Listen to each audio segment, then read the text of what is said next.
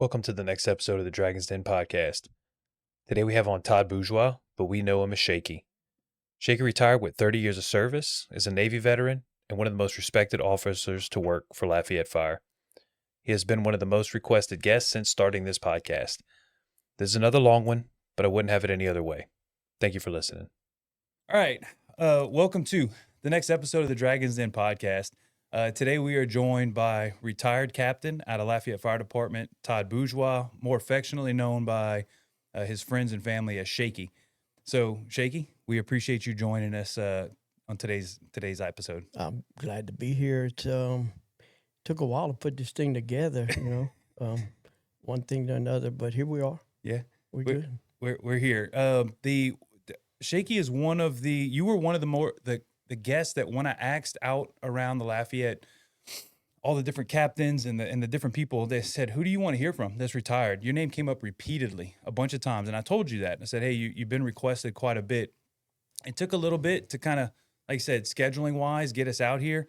But we made it. We got it done. And we got a production going right now. So hopefully this will be the one of the better produced videos that we've ever had. So one of the things that sticks out about you, Shakey, is your seriousness of the job, your commitment to the service, and you've always been that way throughout your entire career.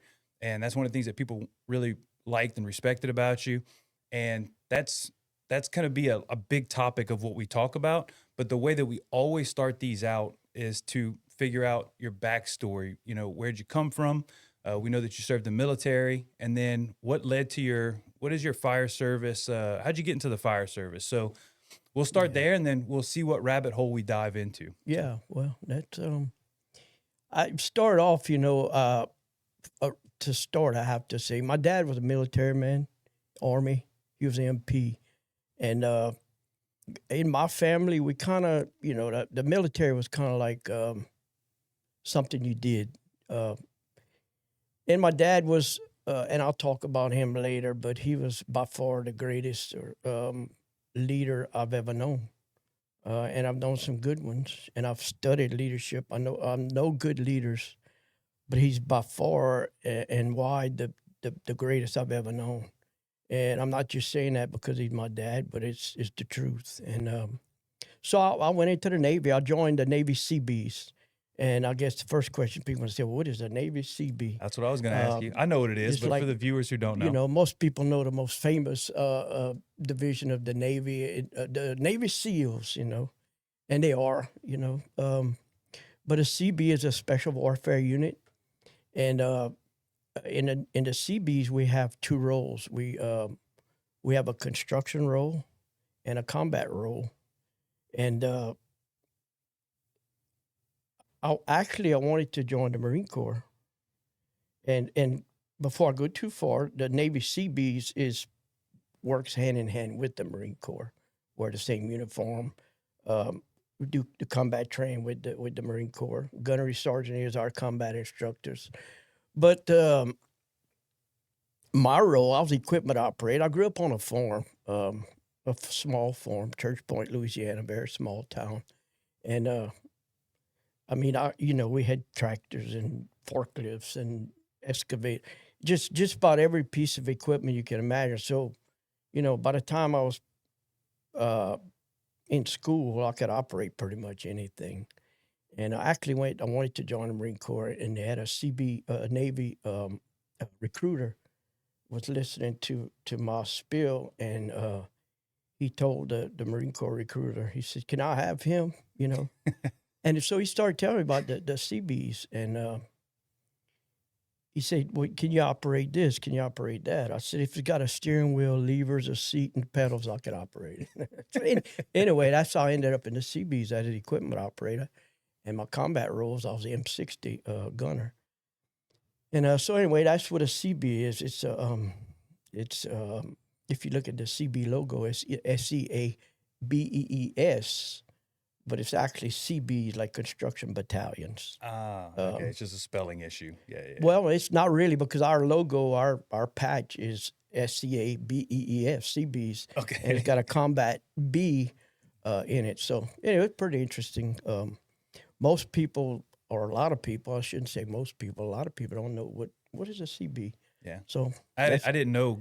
You had told that story a bunch through kind of Lafayette and kind of moving through, and I didn't know what it was until you talked about it, because you Yeah. talk about it often. You're very proud of that. Very proud of that. That I don't want to call it. Oh, I don't yeah. call it the wrong thing. Unit. What? Yeah, unit, Yeah, that'll battalion. work. Battalion. Yeah. Yeah, it's so that's where I got my start, but back to the leadership part of it was um I've seen some good leaders, I've seen bad leaders. And it was kind of, when I went to boot camp, my dad always told me, he said, you ready, son, and I didn't realize what he was talking about till you listen to these 18-year-olds crying in the bunk in the middle of the night and wondering, what the hell's wrong with them. So I was I guess pre-trained for that part of my life, but um, and I always go back to that the way I was born and raised, and it set me on a path for the life I lived. So that's my early years, and when I got out, I went to of course I got married, started having kids, and I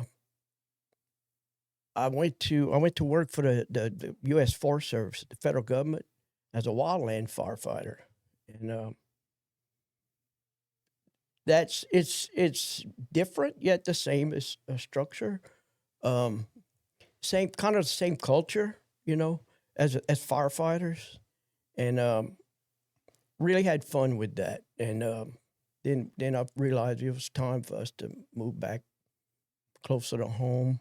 Let me I ask was Go ahead. How long did you do that, and where were you at? I did 2 years, little over 2 years of that, and my home base was in Boonville, Arkansas, on the Ouachita National Forest. Okay. And but that don't mean you stay there, because they move you around a lot, across wherever the fires are going on. So we got to do a lot different places. I want to expand on that a little bit. Was that like a shift work thing? Was that a call as necessary? No, it's a shift. We worked a shift, but basically what we do, Okay. or what we did here in Lafayette, or we still do. Sure. Basically, it's shift work, and the thing fire seasons run different times at different areas of the country. Mhm. So where I was in Arkansas, the fire season ran through spring and fall, early spring Mhm. before the green up, and the fall after vegetation goes dry. So, and like California, of course, everybody knows wildfires in California. There's no season. It's like constant. And Wyoming, Montana, just different areas of the country, different seasons. So you never know where something's gonna break out, and the thing of it is we'd get at the station house. There was 13 districts on the Ouachita, Mhm. and there's a station on each district. So if it's something pretty good, but of course you got a lot of resources to draw from. But every day you get a printout, nationwide printout of what's going on, where it's at, the resources needed. I first started on a hand crew, Mhm. digging fire lines in the dirt, and then I went to an engine crew, and in my last assignment I was a fire plow operator, back to equipment operating. Back to equipment, yeah. And I dearly enjoyed that. So. So you knock out that 2 years, and at some point you make a decision. Okay, let's Yeah, maybe settle into the fire side. I'm gonna give it away here, but actually, while I was in, I could say this because I'm retired now. That's the beauty of the podcast. Yeah, while I was working there, I knew I was coming back home, and I actually took the test in Lafayette. I wasn't even a resident yet, so Snuck in. used my mom's address. So. Yeah. But anyway, I took the test and got hired on Lafayette and started my career there, and I'm retired. Here we are. Here we are. So you come into, yeah, that was a good story, and I guess we'll wrap it at that. No, I'm picking. So you come into Lafayette. What year did you join Lafayette? 1991, Academy in 91. So if you could just kind of touch on your rookie experience, you're going to a recruit academy, you're moving through, and then a little bit into maybe your rookie years and some of your first station experiences. Yeah. Just kind of, I was touch on that. I'm trying to remember. We were at the old academy, the old training center on Bertrand. Oh yeah. And it was, I guess, a little the same but different than it is now. Mm-hmm. I mean, it's a smaller place, and not as big a training ground, but we had everything we needed pretty much like they do now, just on a smaller scale. The academy was very intense. Pass or fail, no questions asked, Do you feel, let me ask you, do you feel like you were well prepared for it, considering you had already been through the military, right? You flowed right in. Nothing was a shock to you. It wasn't. No surprises, yeah. Yeah. I was expecting boot camp, just my second boot camp, I guess you could say. Actually third, because I did have to go through boot training with the Force Service, with the federal government. So I don't want to say I knew everything was going to happen. I knew what was going on, but I had an idea that it's just another paramilitary organization, and it's going to flow pretty much like the rest of them, and it did. It was very paramilitary, our academy, and I don't know if you remember Andy Tribe. Gone right when I retired. Right when he retired. Yes, he was a train officer then. Chief Patrick Williams. Yeah, he was the train officer too back then when I went through academy. Chief Darrell Angie was the chief, if I remember right. And actually, Josh's mom was Emmy was the secretary at training. Yeah, when I went through academy. Yeah. Yeah, she was hired before Mike. She got there before Mike did. Yeah, I think so. Yeah. We're hoping to get Mike on the podcast. We're trying to have him and Josh maybe sit down for a conversation one day. But did you find that, to kind of tap on that a little bit more? Did you find that were you one of the veteran guys coming in? Were you a little bit older, more seasoned? Do you feel like guys looked at you as like Shakey's kind of Todd's kind of our I don't want to say our leader, but the more mature guiding the academy? Did you have that feel? Yeah, I kind of. They actually had one guy older than me, and he was Air Force veteran and a firefighter. He was a firefighter at the airport. Mm-hmm. So it was he and I. Well, I guess you could say, I don't want to say the leaders of the class, but we were like the old guys, the authority figures of the class. Yeah. Well, you had done how many years in the Navy? How many did you? I did eight years total. And then you got 2 more. But the last 4 was reserve, kind of what they call it, IR or something like that, inactive ready reserve or whatever they call it. So you came on at roughly what, 28, 29 in that ballpark? Yeah. Okay, yeah, that's for an academy, that's reasonably old. Yeah. Reasonably. Yeah, today they're 18, 21, so. Getting there quick. Yeah.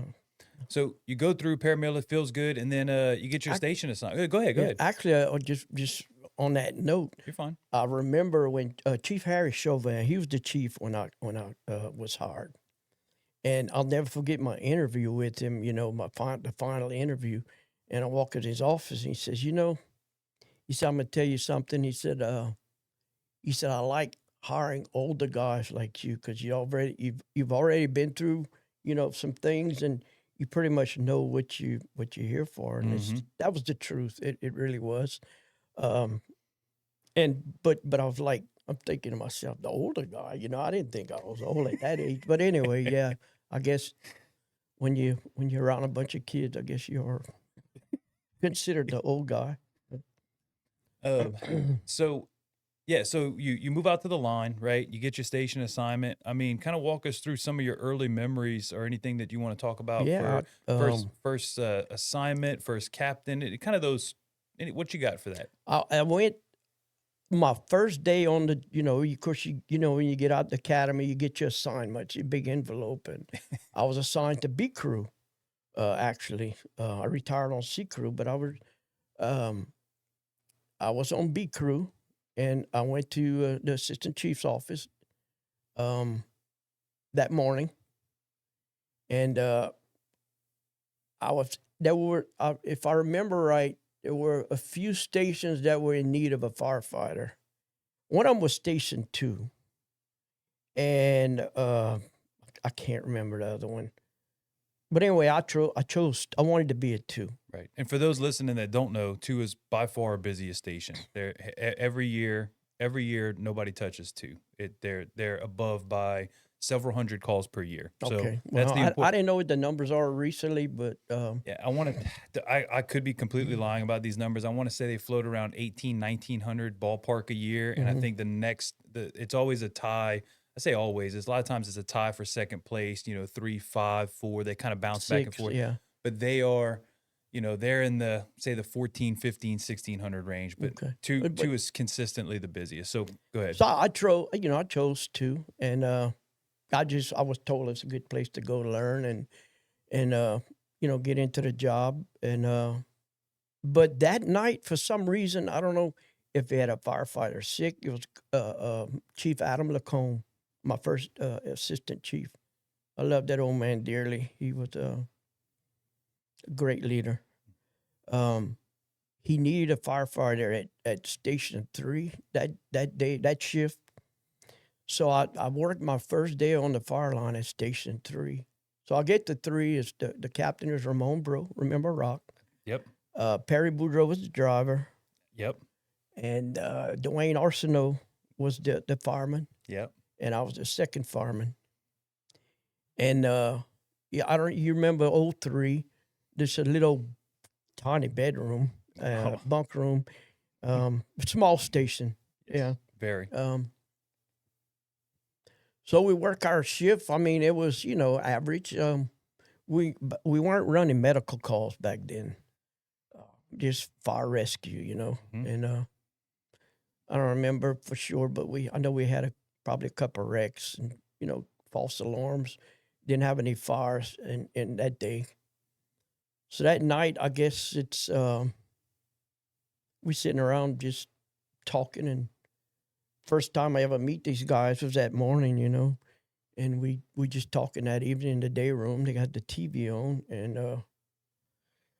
I'm just sitting there like a rookie, just like waiting for the others to do something, and so one by one they started filtering off to the bunk room, and I guess it's 10:30 at night, and of course we all fixed our bed that morning, and so when the last guy heads to the bunk room, I just follow him on in, and I didn't know this at the time.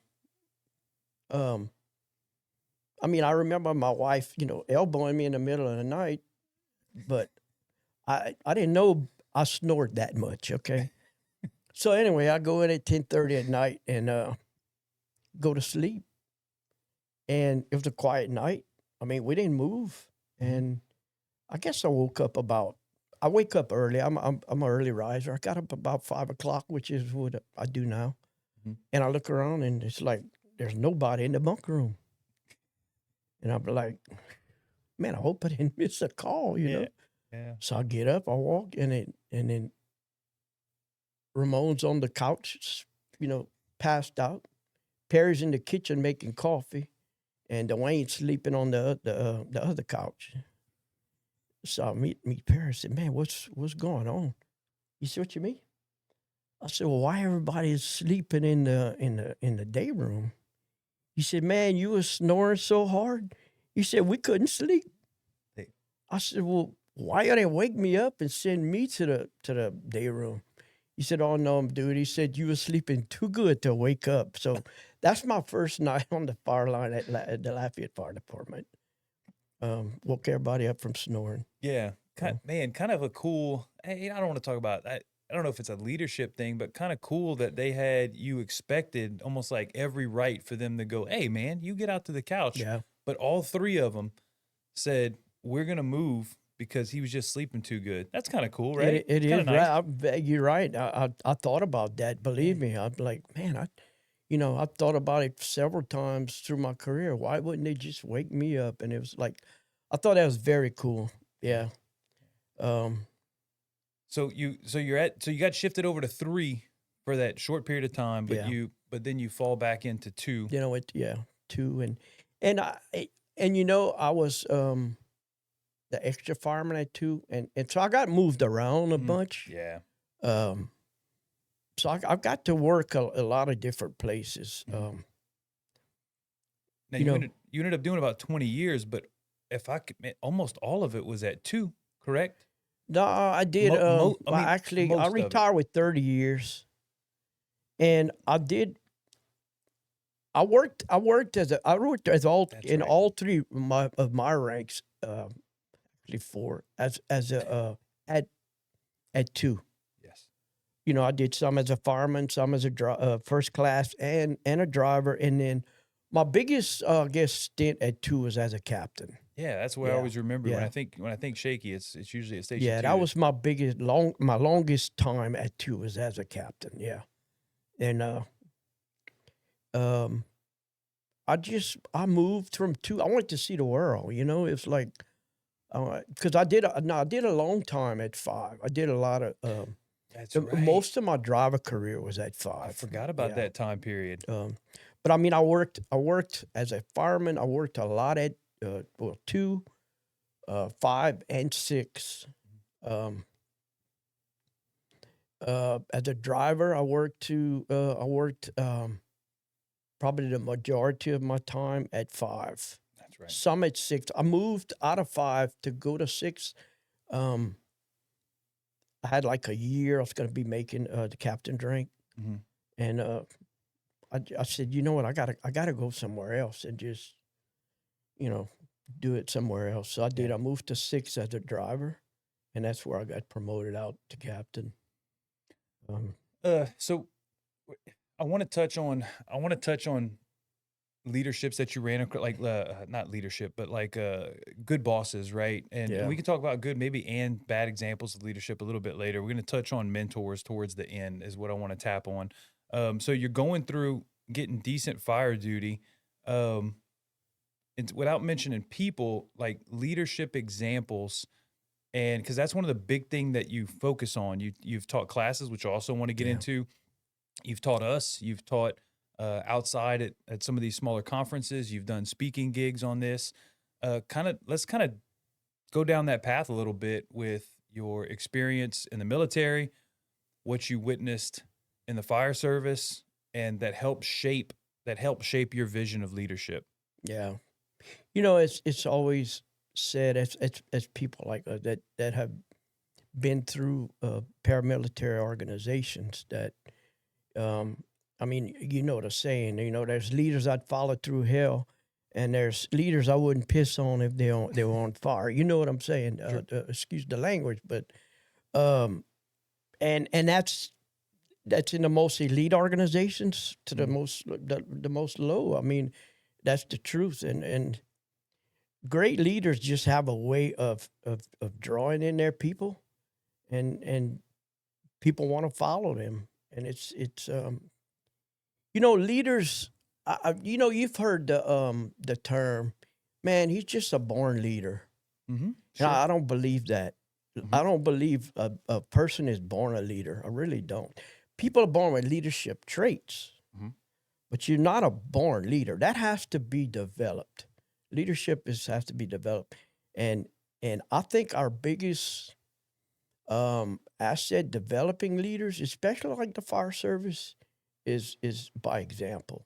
That's people that came before you. That's what I wanted to get into. Yeah. I wanted to get into let's tap into that a little bit more when you talk about the dichotomy of guys that you wouldn't piss on if they were on fire versus the guys that you would run through the wall for. The guy that you would run through the wall for, what are the traits? You said by example, but let's dive into that a little more. Give me the traits and the types of things that they would do to be able to have that kind of reaction from their followers. now, all this is my opinion. Yeah, of you know. course. That's why we have you on. But I think leadership starts long before you start leading men. Leadership starts, I think, at a young age. Observing, being taught how to be a good man. Doing what's right on time. And that's why I say my dad is the best leader I've ever known, because everything. If you told someone I'll be there at 8 o'clock, you don't show up at 8:05. You show up. My dad's thing was, if you tell somebody you're gonna be there at 8 o'clock, you got to be there at 10 to 8. Yeah, you walked through the door for this podcast about 15 minutes early. Well, You were probably in the parking lot 20 minutes early. So and I was in traffic saying, man, I got to get there, at least 15 minutes early. So, but yeah, go ahead. But it's instilled in me. I mean, I'm not bragging, but that's what I was taught. And I think it's kind of I don't want to say a dying thing, but it's not. I don't think it's instilled like it used to be. Maybe it is, but I'm not seeing it as much anymore. But yeah, examples like David Baldridge was, I guess, my first captain that I was assigned to, and he was a good leader, but he had his head on his shoulders, right? I learned a lot from him because he was a very unselfish person. He always had his men's their well-being long before his own. I just a quick story is like in the military. I know the Marine Corps does it. CBs do it. An officer will not eat till his men eat. He's the last one. He's going to make sure his men eat before he does. And David always made sure, if we didn't cook or whatever the station, he always made sure somebody had something to eat before he sat down to eat. And that was an impression that I always remembered, that I carried on in my leadership. Because it's something as small as that means a lot to a man. You know what I'm saying? And that's an example of leadership, that you go before me. I want to support that real quick. I don't mean to cut you off because I know you're on a thought, but there was a reasonably recent scenario where I had somebody else call me, kind of fussing about a situation where there was a captain that the guys were fixing to eat. They were fixing to start getting their stuff together, and that other captain did not ask them, and then took them around the world, 3 different places to handle their food, to handle his food, right? 3 different spots. And it took a long time in traffic, right? Yeah. And then came back so that they could all eat. And it wasn't like I'm asking you, just go thing. And I'm stopping you to say, you said it's a small thing to check in. Are y'all good before we do anything? Because it bothered that guy enough to call me and say, like, can you believe this? And is it the end of the world? Did he get stabbed? No, but that little impression was like a shot at him. Like, I can't believe he didn't. So I wanted to support you on that. I don't mean to derail you, but continue on. No, thank you. It's planting a seed for me. It was planting a seed to say, well, that's pretty impressive. And so when he comes along and says, hey guys, I got something I want to do. Would y'all mind if we do whatever? Well, of course, everybody's going to jump on board, because he's always got our well-being before his own. Mm-hmm. So whatever he asks of me, I'm going to do it, and that's leadership, man. That's a trait of leadership that's very important. You had told us a story about, taking care of you guys, or there was a military example about what I know you're going to, as soon as I started, you're going to be like, yeah, about sleeping. He got a separate. They were going to give him a separate quarters, and he Yeah. said, "No, if my guys are in the, to that point, Yeah. sorry, he said, if my guys are out here, I'm out here with them. So it kind of goes back. Yeah, Touch on that real quick. that was actually a World War II story. Mhm. Actually, it's General George Patton, Patton. George S. Patton, and I studied him because he was a leader, man. He was without and a lot of not to go off on a tangent, but if you I'm a studier. I love leadership and I love history. I love military and fire service history. But I've studied General Patton and they were in the Ardennes, bad winter, snow chest high. Everybody was cold, hungry, and he goes in the mess tent one night, and his men are eating this cold food in this cold tent, and he sits down with the men, like he always did, and he's just being with the guys and talking to them, bringing some sense to it all. And his aide walks into the tent and said, "General, your supper's ready." He had this warm camper trailer, I guess you could call it, his office, warm bed, hot food, for the general. And he says, "Throw it out to the dogs." He said, "I'm going to eat in this tent with the men." He said, "If it's good enough for them, it's good enough for me." Mm. He said, "Matter of fact, bring my bedroll in here." He said, "I'm going to sleep with them too." Mm. So, it's when a man has privileges like he did, but he's going to throw them away to be with the men. That says a lot. That's leadership.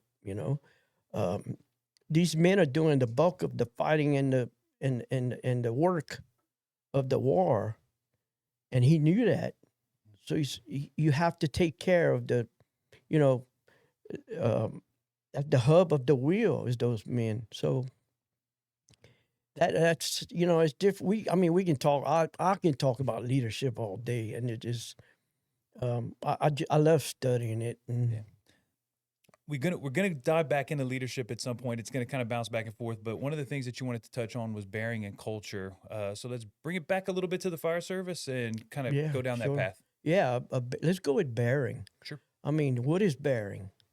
Bearing is the way I describe it, the way I learned it. Bearing is the way you walk, the way you talk, the way you dress, the way you carry yourself. That's bearing. And I learned my bearing once again from my hero, my dad. He taught me bearing. Of course, the military and in the fire service. When I came on Lafayette Fire Department, bearing was a big part of it, big part of training and on up through the ranks. Because, back then, a lot of these older men, the Nuji Paradise, the Adam Lacombe, the Bush Lacombes, the Chester Merritt, all the old Don Knight, all the old timers, back then, a lot of those men were veterans. And it just happened to, move on into the fire service. And so bearing, how do you, and bearing is a 24/7 deal. It's not I got to show up at work, fit for duty. It's not. It's your days off. Bearing is a 24/7 deal. When you get up in the morning, it's like, I need a shave. I've shaved. Listen, go to Walmart. Go to Walmart and just watch I'm a crowd watcher. And it's funny, but watch the crowd of men walking into Walmart. They have these torn up gym shorts with a busted up T-shirt and some Crocs. And I was taught you don't present yourself that way.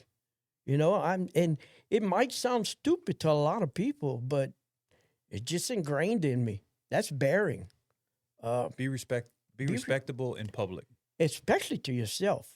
I mean, if you're not going to respect yourself enough to present yourself in that way, well, why should I respect you? You follow, you see where I'm going? Yes. And I was that's the way I was drilled from early on, and I'm not saying I'm all that. That's not what I'm here to say. I'm just saying I'm just here to my feelings, what culture, bearing. I'll tell you this. I can walk into Walmart, and I've told this to my wife before. Walk into Walmart, I can see an old man, 80 years old, and I can tell her that's a veteran. Mm. And I've heard you say that before. It's like, well, how people would say, "Oh, how you know that?" Because look how he's dressed. Look how he wears his hat square. Look how he's groomed. Look, his shoes are shined. He's old and decrepit, but he walks with this bearing. Like you can just tell. I can tell. Yeah, You know. my pop was, he was 80 years old and still button down shirt, tucked in, belt, jeans look good, boot hair combed, and that comes from he had served in the Korean War. But I absolutely believe It's bearing, man. It's yeah. it's just how he lived his life.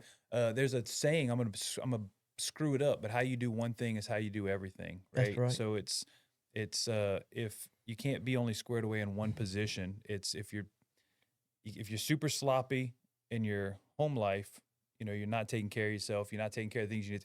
It's probably going to drag into your work life. Yes, yeah, I totally agree with that. And I guess a bad part of that is your kids are watching. Mm-hmm. Your children are watching. It's like my dad. I remember, when I was a kid, every Sunday morning we went to church, and you showed up at the breakfast table with the best clothes you had in the closet, right?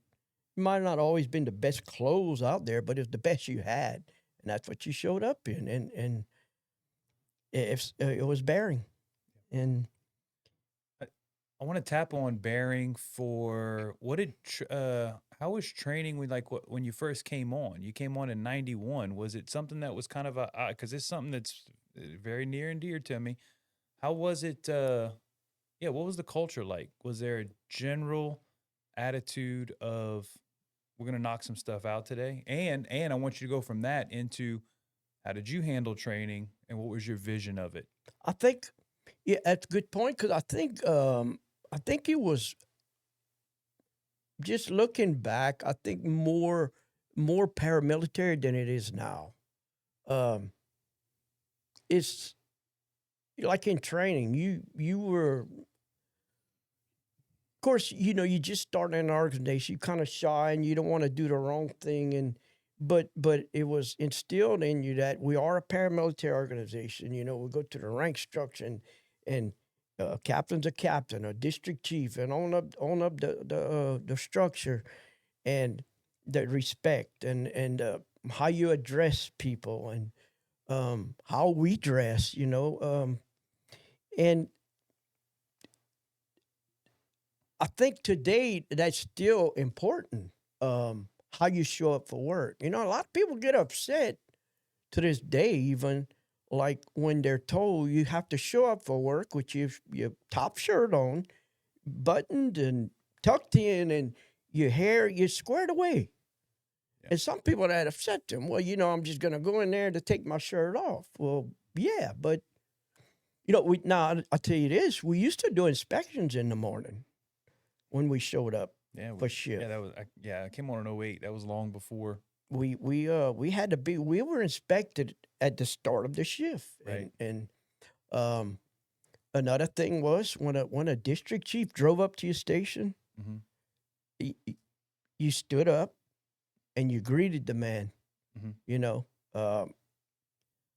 I don't know if they still do that, but there's a lot of them. In my firehouse, we did. But sure. I don't know. I think there's a lot of them that just don't do that anymore. Yeah. Which is a shame, because I think it's, because the guy that's not standing up, you may be that rank one day, man. Right. And how's that going to feel? Sure. You squirrel brained on me right there. I'm dragging you back to training. Sure. Yeah. I'm good, man. But what? Yeah, how did you handle training within your company? Like I said, what was it like in the early days where What was that? Was that a tactical? Was that generally a priority? Did it kind of depend on the captain? Did you have some that were really adamant about it? And what what did you take from that? As a firefighter, Yes. training was, I mean, it wasn't a maybe. It was an everyday thing. Every shift you had training. Now, Now, what captain was my that? Was that captain, the David Baldridge, Aldridge? he was like, "What y'all want to train on today?" You know. Okay. We may go to, like we were on relief, so we were throughout the city, pretty much, and on Cali relief. So we moved every day, and so we might take, if let's say we're at Station 4, we might say, hey, let's run to Station 9 and do a drill, a multi-company drill, with them, or go to, if we were at say 6, let's go to a station with an aerial and do a multi-company drill with a ladder truck. So he made it really fun. Training back then was it was like because you got to understand, Chris, back then there weren't no video games in the firehouse. Yeah, they didn't exist. Okay, but yeah, first of all, it didn't exist. Second of all, I guarantee it wouldn't have been accepted. Sure. So anytime we had a chance to run to another firehouse and interact and do a drill, it was fun. It was literally fun. Yeah. We had a good time doing it, but we were learning. Because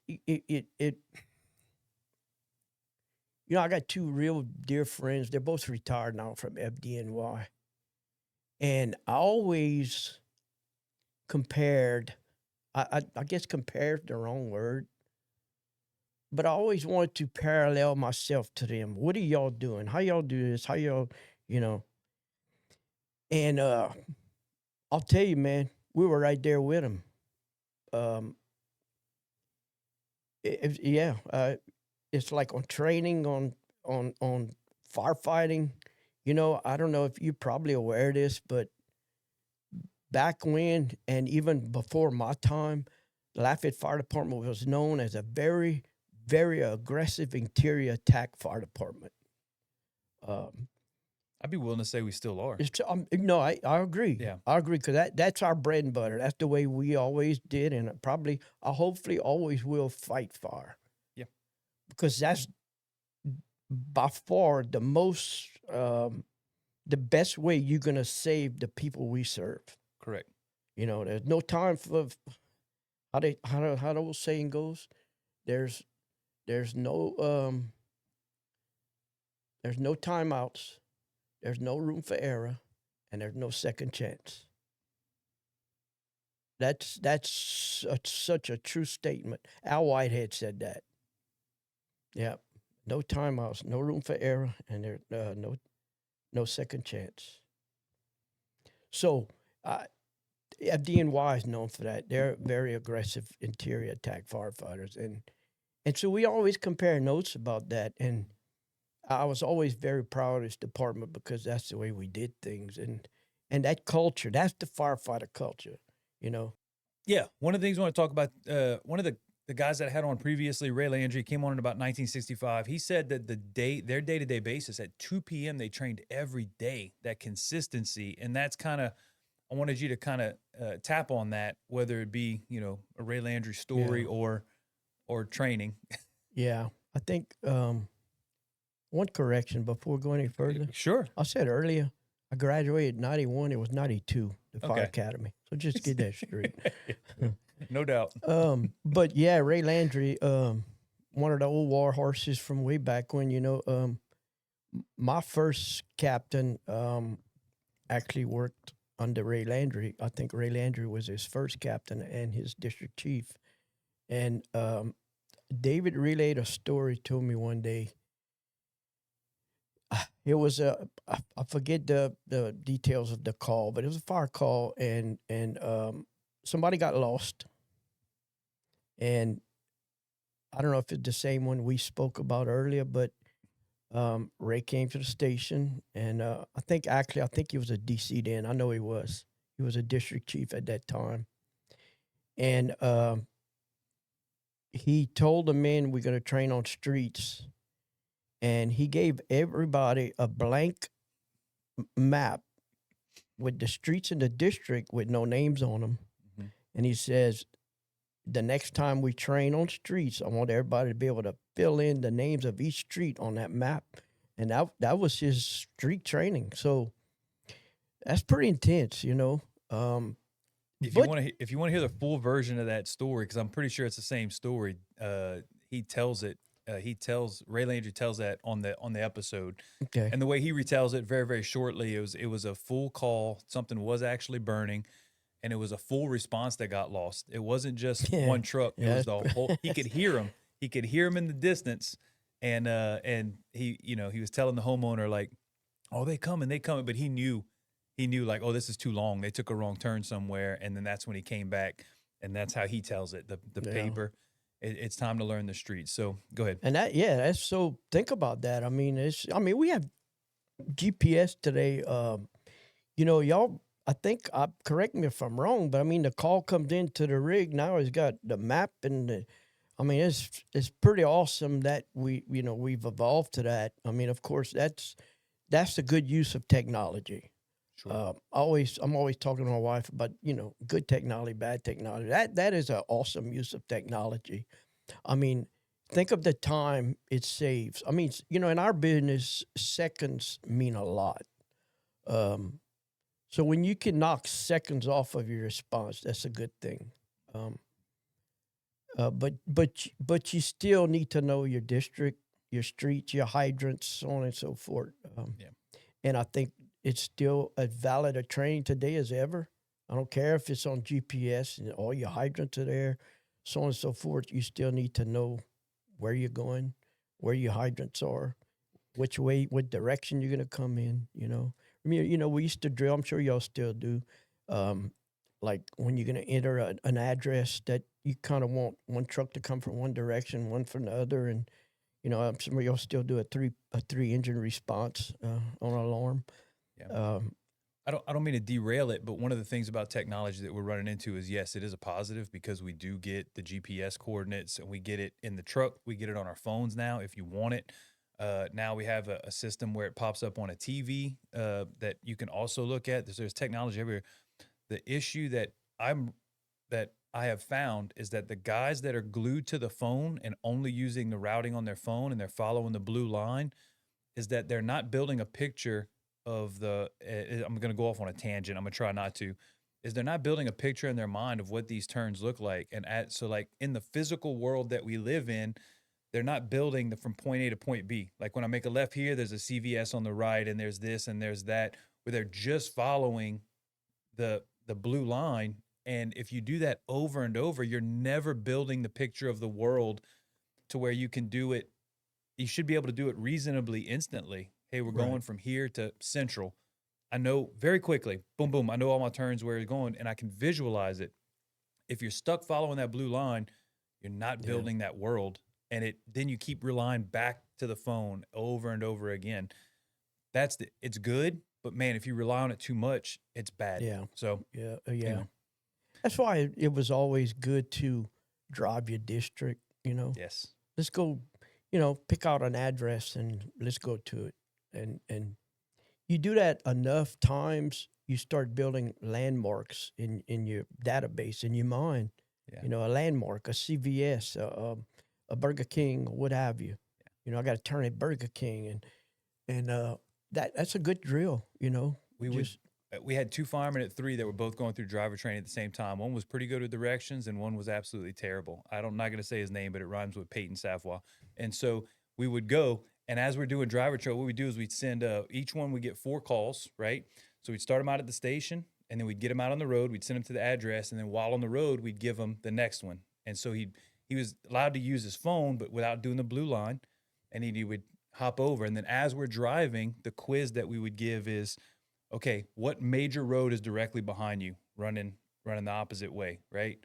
Oh, it's whatever, it's a throughway. Okay, now we're making a right on the university. Okay, what's the next major intersection that you're fixing to run into? And that's what we're trying to do, and trying to trying to build the picture of what are these street names and why do they matter in order to be able to help us not rely so heavily. Because what did the best drivers do? And I know that you know this.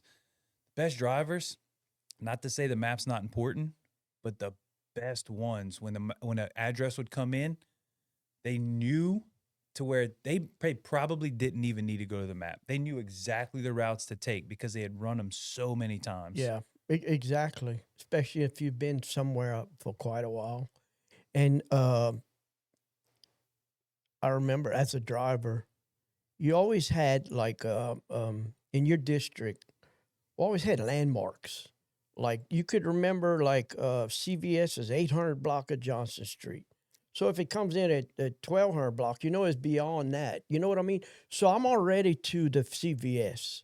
I don't even have to look at the map till I get to see. Okay, so from CVS on, where do I go? You know what I'm saying? So you're way ahead of the ball game. Yes. And you know, of course, in Lafayette, the hydrants were pretty easy. Yeah. There's one on every corner. Generally. But what's that one's out? Yeah. You know, where's your second one? We were always required to spot at least 2 plugs. Right. You know, the first and the second.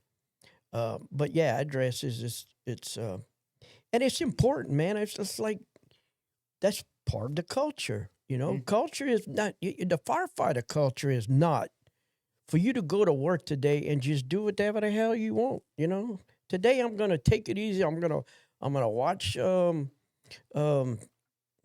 emergency on TV this morning, Sure. and then this afternoon I'm gonna play. I mean, I never had a video game, so I don't know the name. Call of Duty. I do know that one. I never played it, but I know my grandkids played it. Oh, yeah, that was me for a long time. I'm gonna play Call of Duty for a while, me for a long and time. then you know whatever after that, we'll pick up from there. It's you're not getting paid for that. Sure.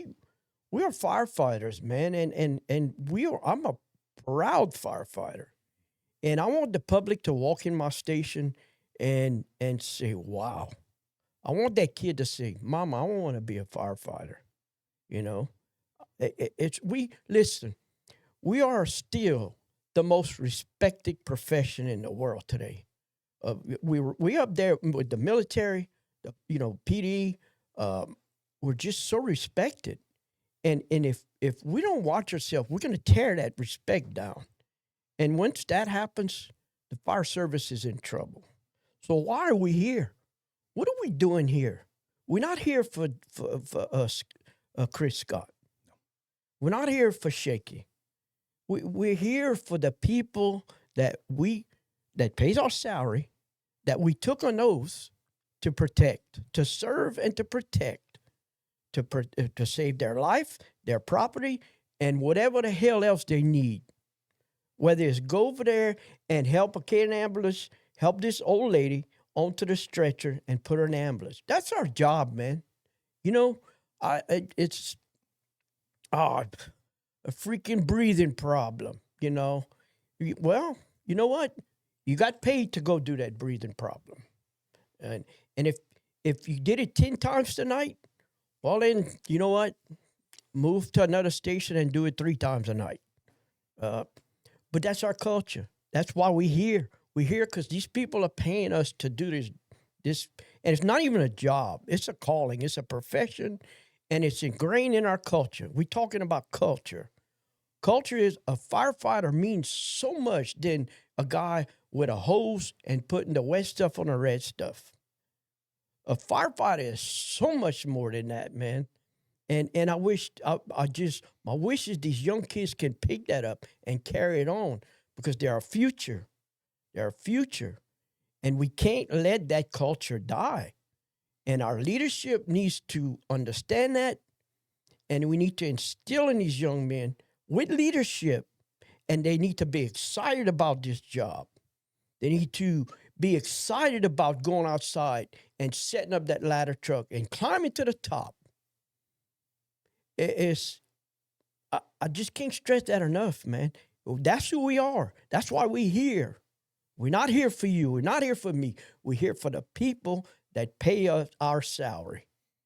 And I mean, I know I'm going on a tangent, but I'm so passionate about that because we brought you here for tangents. That's It- why we got you here. We're gonna let you go on about 5 more if you want. I I don't want to see people have tragedy happen to them. Mm.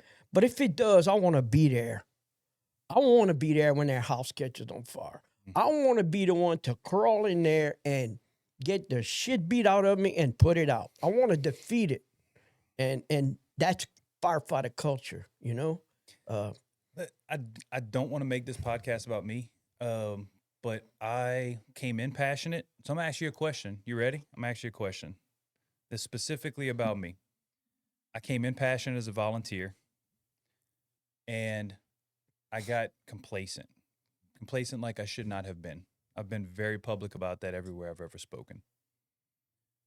And then I found the passion through outside training. Now, once again, we're not going to go down that whole rabbit hole, but it was outside training that reignited or relit a fire that I'm never going to go back to the complacent person that I was. It will never happen. Now, Shakey comes along, and you look at a complacent guy. You would have seen me in the station just not doing what I was supposed to be doing. You said, I don't want anything bad to happen to anybody or there's stuff to get burned up. But if it does, I want to show up. For a long time, I was the guy that was like, man, I worked for the Hope Fire Department. I hope I don't have to throw the ladder. I hope I don't have to make the rescue. Would I probably make it work? Sure. I wasn't a terrible fireman, but like, I don't want to be that guy. And what a terrible, it's bad, right? But what words, I want you to talk to complacent Chris Scott, because he's not there anymore. But there's some complacent guys out there. Yeah. What would be your words of advice to try to pull him back? Because you kind of just gave it. You kind of just gave that spill. But now, instead of a general rant, I want you to sit him down and talk to him. Sit him down and talk to me. Why are you here? First, number one question, why are you here? Are you here to be a firefighter? Or are you here? I heard a story one time, and this pertains to this. The guy said, why are you here? Here's his answer now. Well, I was working in Florida one day on a crew. They were laying down line, fiber optic, electrical, whatever, some kind of wire they were laying down in front of a firehouse. And it was 100 degrees outside, working hard, sweating. And this guy goes up to the window of the firehouse and he looks inside and he sees these firefighters sitting on a couch watching a movie or watching TV. I presume it was a movie. And the guy says, that's the job I want. And lo and behold, he becomes, I'm not going to say a firefighter, but he Joins becomes the a member of the Lafayette Fire Department. Sure. Okay? So how you think that guy turned out? Yeah, I'm gonna guess not great. I'm No, gonna take a guess. thank you. Yeah. So you see, and that's what I'm talking about, the culture of firefighters. As firefighters, we have a culture that instilled in us, that should be instilled in us every day by our leadership, that what it really means to be a firefighter. You know, it's not just a title, it's a way of life. And you take that home with you, you take that to church with you, you take that to the grocery store. You're always a firefighter till the day you die. I'll be a firefighter till the day I die. That culture is in me, and it's not going away. Just like you just said, I'm not going back to that Chris Scott. Sure. Because that's you got, but you know what? Every day we have to keep building on that culture. Every day you should do something better than you did the day before. Every day. That should be your promise to yourself. Every morning you wake up, today I'm going to do the best that I can do at everything I do with what I have. Excellent. And you're going to fail. Yeah. And you're going to fail. Because I tell myself that every day. And you know what? I fail. But you know what? When you fail, you keep striving. And say, today, I'm going to do the best I can do at everything I do at everything I do with what I have. And some days you succeed. Some days you fail. Would you say, I'm not going to put words in your mouth, but would you say that driving the culture, would you say that it is most important at the company officer level? Most definitely. The most important position on the fire department is that company officer. bar none, bar none. Uh, he's their teacher, their mentor, their dad, their mom. It's like an old drill sergeant. He's everything, and he steers you in the right direction or the wrong direction. For the rest of your career. It's man, that captain. I can't stress how important that captain is to these young firemen, drivers, and they're gonna become what you are. They're gonna become what you are, man. It's like your dad.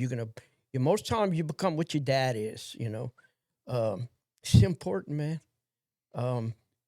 Okay, let's go a little bit further. What did a perfect day look like at a Shakey Run fire at a Shakey Run engine company? I loved my career so much. The thing of it is, like most, my wife gets mad at me when I say most people, so I'm not gonna say most people. A lot of people. Your wife's not here. You can say whatever you want, Shake. No, but I can't. I'm picking. A lot of people, many people. Let's put it that way. Many people dream of what they want to be. They're working at whatever job, and they're working at this job making a lot of money. Say 6 figures, make a lot of money working his job, and they hate to get up in the morning and go to work. They can't stand it, but they're doing it because they're making a lot of money. And in the back of their mind, there's something in their mind that says, I wish I could be this. I wish I could be that. I wish I could be an actor. I wish I could be whatever, a CEO, CEO, CA, or whatever. Yeah, CEO. You know what I wanted to be? A firefighter. Yeah. Isn't that something? Yeah. So I got to live my dream, man. So when you say, what's the day look like at my company? It was a dream. It's like we get there in the morning, we sit down, we have coffee, we shoot the breeze for a while, for an hour, Hey, how's things going at home? We talk to your people, man. Get to know your people. Get to know their families. Get to know their kids' names. How's Johnny doing, man? How old is he now? I remember when he was a bundle of, just a little bundle, and your wife brought him in carrying him. Now he's this tall. Get to know your people and their kids and their wives. Get to know their families. It's important because they're part of your family. Care about them. And then we talk about that in the morning. And then no questions asked, Next thing you notice, we're all filtering away and going to start our duties. I shouldn't have to tell you every morning, hey, man, let's get to work. It's time to go to work now. I've never said that because they knew, my men knew when it was time to get up, let's go do what we got to do. Take care of our duties, check your truck. Well, how important is that? Go ahead. Suppose I'm just not feeling it today. I'm going to skip through the list. Check, right? Check the checklist. Remember that old checklist? We still got them. Still there. So how many of those checks you actually put your hand on that tool when you made the check? Oh, hey, I did it. I've had those days where I didn't, I put the check and I didn't actually grab that tool. And you know what? Thank goodness nothing happened that I needed that tool because I really couldn't tell you if it was there or not. I just checked it. And then I got to thinking about that. What if I needed that spanner wrench that I checked off or whatever, that Halligan? I really can't tell you if it was there or not.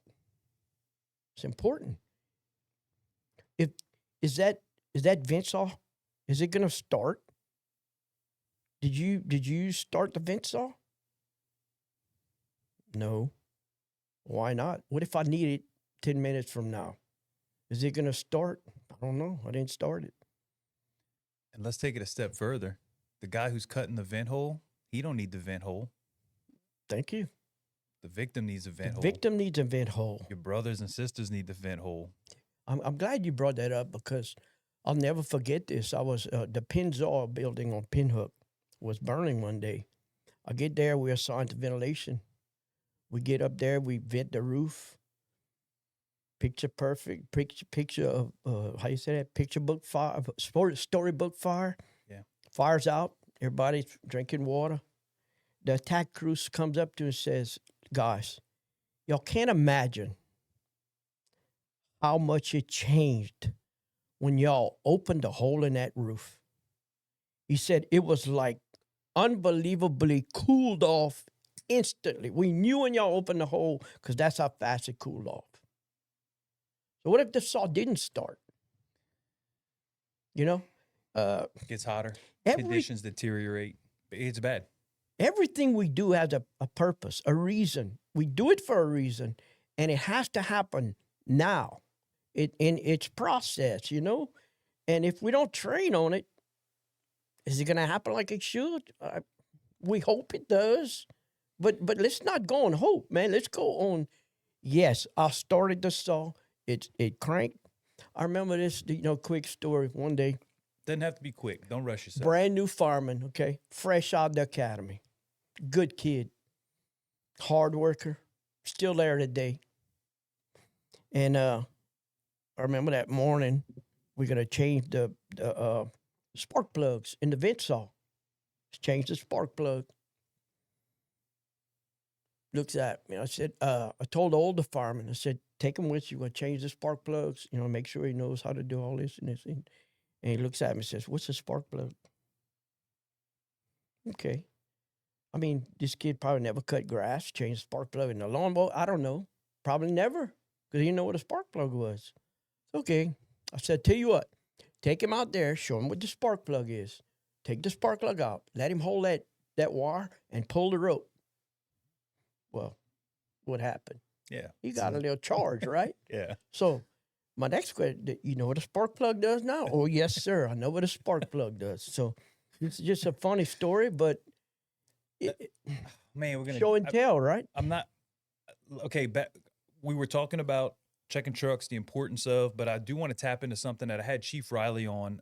He was a chief all over the place, but now he's retired down in Navarre, and we talked about the older guys like you coming in with a lot of machine experience, a lot of farm equipment, hands on, and a lot of the times the response to some of these captains are, man, I can't believe they don't know how to blah, blah, blah. I can't believe they don't know how to start a chainsaw. I can't believe they never run this, or they don't know what a spark plug is. And Chief Riley's, and this is not new just to him, but he said, well, then it's your job to show them. Exactly. He said, and he brought up such a good point when he talked about the New York City Fire Department. He goes, you will have guys that join the New York City Fire Department that they live on the 6th floor of some apartment building that they don't even have a license. They will join the New York City Fire Department with no license. They ain't drove nothing. You think they got a chainsaw? What would they do with that? And he goes, you know what they do? They turn out some pretty damn good firemen. Yeah. So we are spoiled in the South to get all these guys that have a lot of hands-on, and that's my opinion. We got spoiled running through all, and then when we get somebody that's, they're a little more from the city, this guy, blah, blah, blah. Well, see, New York seems to manage it pretty damn good year in and year out. That's right. Yeah. So I'm sorry. Back to your rant. Checking the truck. You're right, though. That is exactly right. I mean, you could just blow this kid off and say, I can't believe you don't know what a spark plug is. You go change the spark plug and you leave him out of it. But then he didn't learn a thing. So he knows what a spark plug is now. He knows what it does. And I mean, I don't know if he's not a kid no more, okay? Yeah. I don't know if you needed shock therapy for that. Yeah. Excellent firefighter, but, but yeah, we are, man, I just, it's unbelievable the guys that we have seen come through our profession at our department. Just excellent men, and then we seem the ones that, kind of on the fence, and then every department has them, okay? The good, the bad, and the ugly. There's a bell curve with any general population, right? Sure. It's the military like that. I mean, it's in all organizations. But our job as leaders is to draw the salvageable out and make them excellent. Okay, I'm going to pull you back. Perfect day. That we were talking about checking the trucks and whatnot. What else did you kind of want to get accomplished in a day? A perfect Shakey day where you... Yeah, I got off again. Yeah, no, right. You're good. You're good. We got nothing but time. Yeah, equipment checks. Probably the most important part of the day. water in the tank, pump works, saws work. Oh, I'm gonna derail you again. Lonnie Spell told a story. I don't know if you watched the episode with him and Gerard. He said there was a driver. There was a funny driver, and then there was one that was super serious. But he talked about he filled the tank every single day, topped it, overflowed it every morning, overflowed it, and he would tell Lonnie, God, I wish I could remember his name. I'm struggling with it. Was it Dunan? Was it Joe Dunan? Joe Dunan. Who said, when you show up at a fire, Lonnie, I don't want you to have 500. I want you to have 505 gallons. And that was so cool, because how serious did that man take the job? Yeah, it was Joe. 498 wasn't good enough. 490. He wanted to make sure that you had every gallon of water. So you mentioned that, like Joe Dunan, 505 gallons, and he was passionate about it every day. He was. Now there was also the one when y'all rode tailboard back in the day that would fill up the bed cover, where they fill up the hose bed, and then whenever they would take off, the water would roll back. Just slosh you, yeah. Yeah. I don't remember who that was. He said who it was. I just don't remember. When I came on, we still had some trucks with the tailboard, and then we had, of course, all the spares back then with the tailboard trucks. And boy, as a summer, that was so fun. Wintertime was bad. It was not fun. It was not fun. Yeah. A rainy winter night wasn't good. You know. I'm gonna make you go back. I should have gave you some homework instead of doing the list of topics. I should have gave you the homework and made you go listen to Ray Landry's, because he talked about that was obviously tailboard days, right? And he said there was a night where it was it might have been 2 degrees outside, and they get to the fire, and they're like, "Where are the firemen?" They had 3 of them. They were going to a big fire, I think in Pecan Island or something. The flying squad, I think it was. Yeah. And where are the firemen? Did we lose them? And they were all tucked into the hose bed all the way up to the front to try to avoid the cold. Yeah. So anyway, did he tell you about the Lafayette High fire? No, he didn't. But if I just heard this from old Mr. Easton Dugas, Al and Glenn Dugas' father. Okay. Way back when Lafayette High caught on fire, and he said, I don't remember if that first ladder truck was a snorkel. I don't remember if it was broken or what the problem. They didn't have an elevated, or maybe they needed an elevated master stream, and they literally climbed up in the oak tree, and that was their master stream, was up in the oak tree. You know, they brought a hose up brought there. a hose line up the tree to have. I guess it was the second master stream, but that was a pretty cool story. Yeah, no joke. But yeah, back to my day. Sure, yeah, your day. Yeah, check the equipment, make sure everything's good. We're good to go.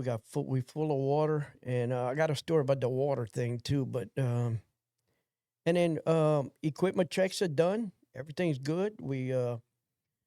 Our floors are clean. Our windows are clean. Our trash is thrown.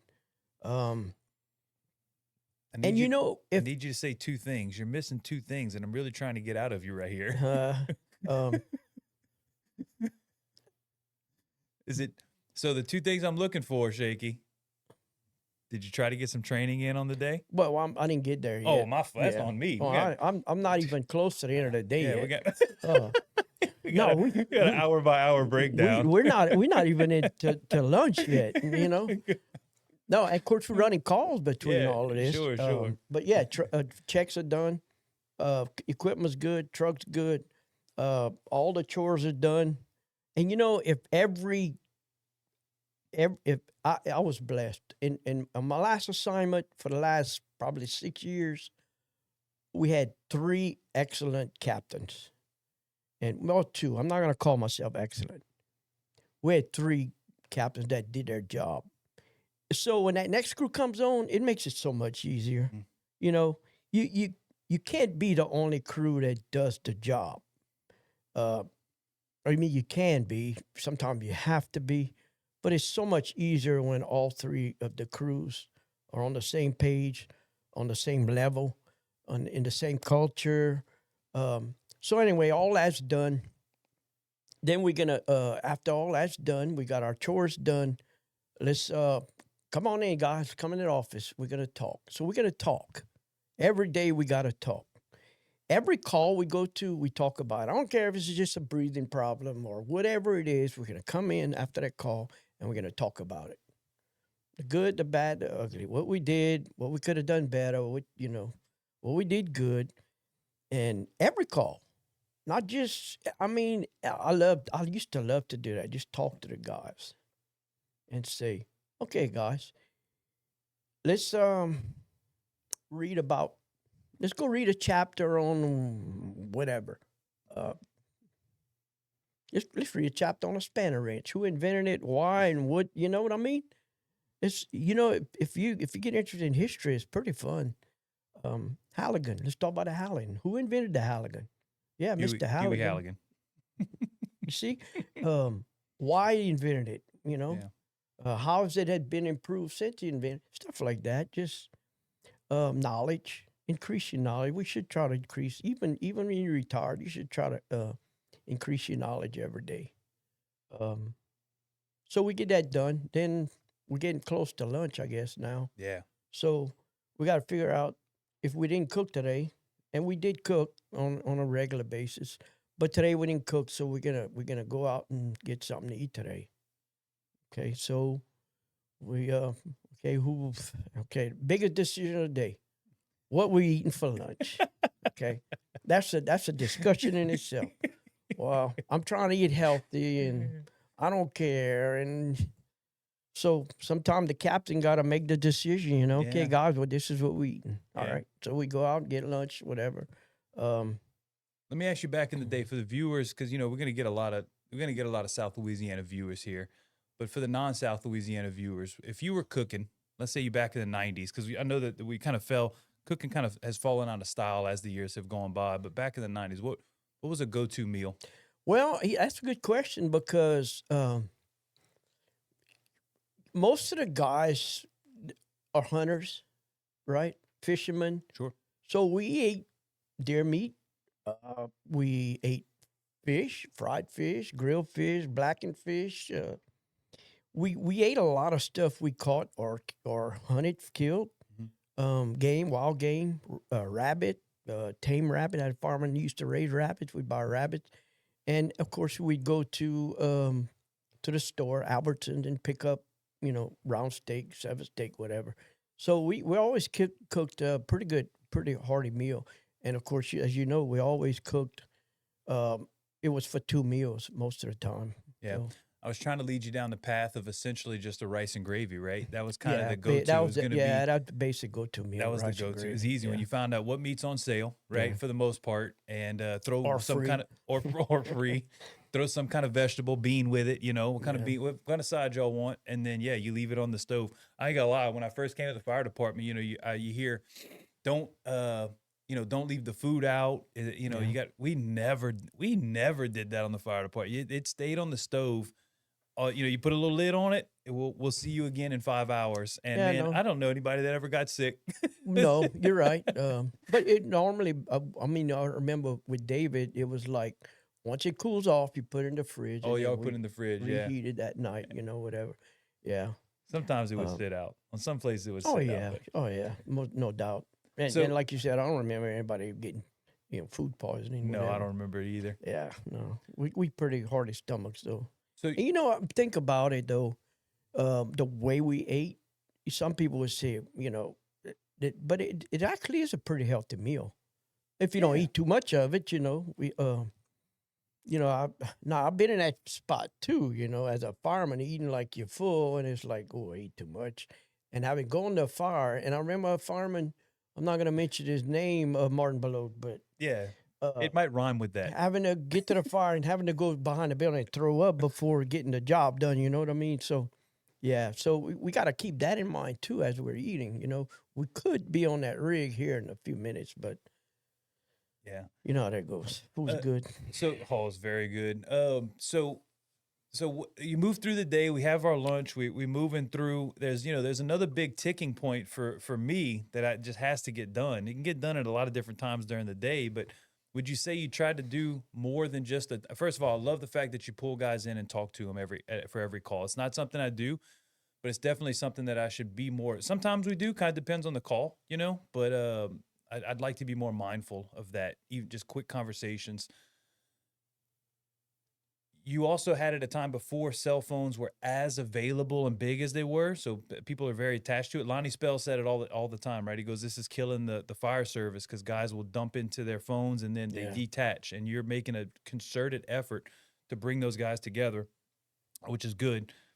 You have lunch, you're on the other side of it, or there's one thing. What does the rest of your day kind of look like? Because if you don't talk about that last thing, Shakey, I'm gonna cancel this whole podcast. Yeah. Go ahead. Well, usually in the afternoon, I'd like to. What y'all want to train on this afternoon, guys? What y'all pick? Mhm. I'm good. Y'all pick. We'll do whatever you want to do. Let's run down the station so and so. We'll do a multi-company drill, or meet at Cajun Field, or get a drill in for the afternoon. Pull a line. Would you have them like maybe pull a line, make a hydrant? Yeah, Is that kind of I mean, we used to ride around. Hey, let's go ride downtown, which was part of our district, and stop. Captain stops. I mean, the driver stops. I said, make that plug right there. Mhm. So they jumping out and I'm timing y'all, and jump out. They make the plug, and we got it. We got our plug made. Yeah. Water. keeping them fresh on the skills? That's fun though. Yeah. Chris, if you think about it, they enjoyed them boys enjoyed that because they got to jump out. You run to the back, get the spanner wrench and the plug wrench, and run to the front. Pull the front intake. squirrel tail, whatever intake, whatever. I call it squirrel tail. I don't know why. I've never heard it called a squirrel tail. That's a new one for me. and make the plug. It's like it's a manly thing. I got it. And we're all kind of type A too. We got the competitive nature. Nobody wants to be looked at as slow or Exactly. screw it up Yeah. or whatever the case. So you got a little training in, okay? There had to be something else during the day. During the day training. Oh, Shakey, you're killing me. We talked about it before you even came on this podcast. I said one of the things that you've always been very involved with is keeping yourself fit. Oh, physical fitness. Well, yeah, but that goes without saying. Well, we're on a Because- podcast. We need you to say it. These Well- people don't know you. But you see, I shouldn't have to tell my guys to stay physically fit. I shouldn't have to tell them that. I guess some you do. But once again, you lead by example. Okay. Okay. I'm gonna go. Hey, I'm gonna walk around the station. I'm gonna walk a couple of miles, just walking around or jogging around the station. You know what them boys feel like if say, man, the captain's out there running, and I'm sitting here, acting like I'm reading a book. So when this don't happen today, but after a few years that guy's with me, he knows what I'm all about. I don't have to tell him, hey, I'm going to run around the station. They're already taking a lead and going doing whatever exercise they do. You got to be physically fit to do our job, our profession. You have to be there, no questions asked, or you're just not going to be good at it. Okay? Now, I'll tell you this. The most fittest guy is not always the best firefighter. And me and Lonnie have a term we call air-conditioned muscles. Okay, I don't know if you ever heard the term. I've heard. But diplomatically put, We don't do diplomatic on this podcast. Okay. Well, anyway, I won't be diplomatic about it.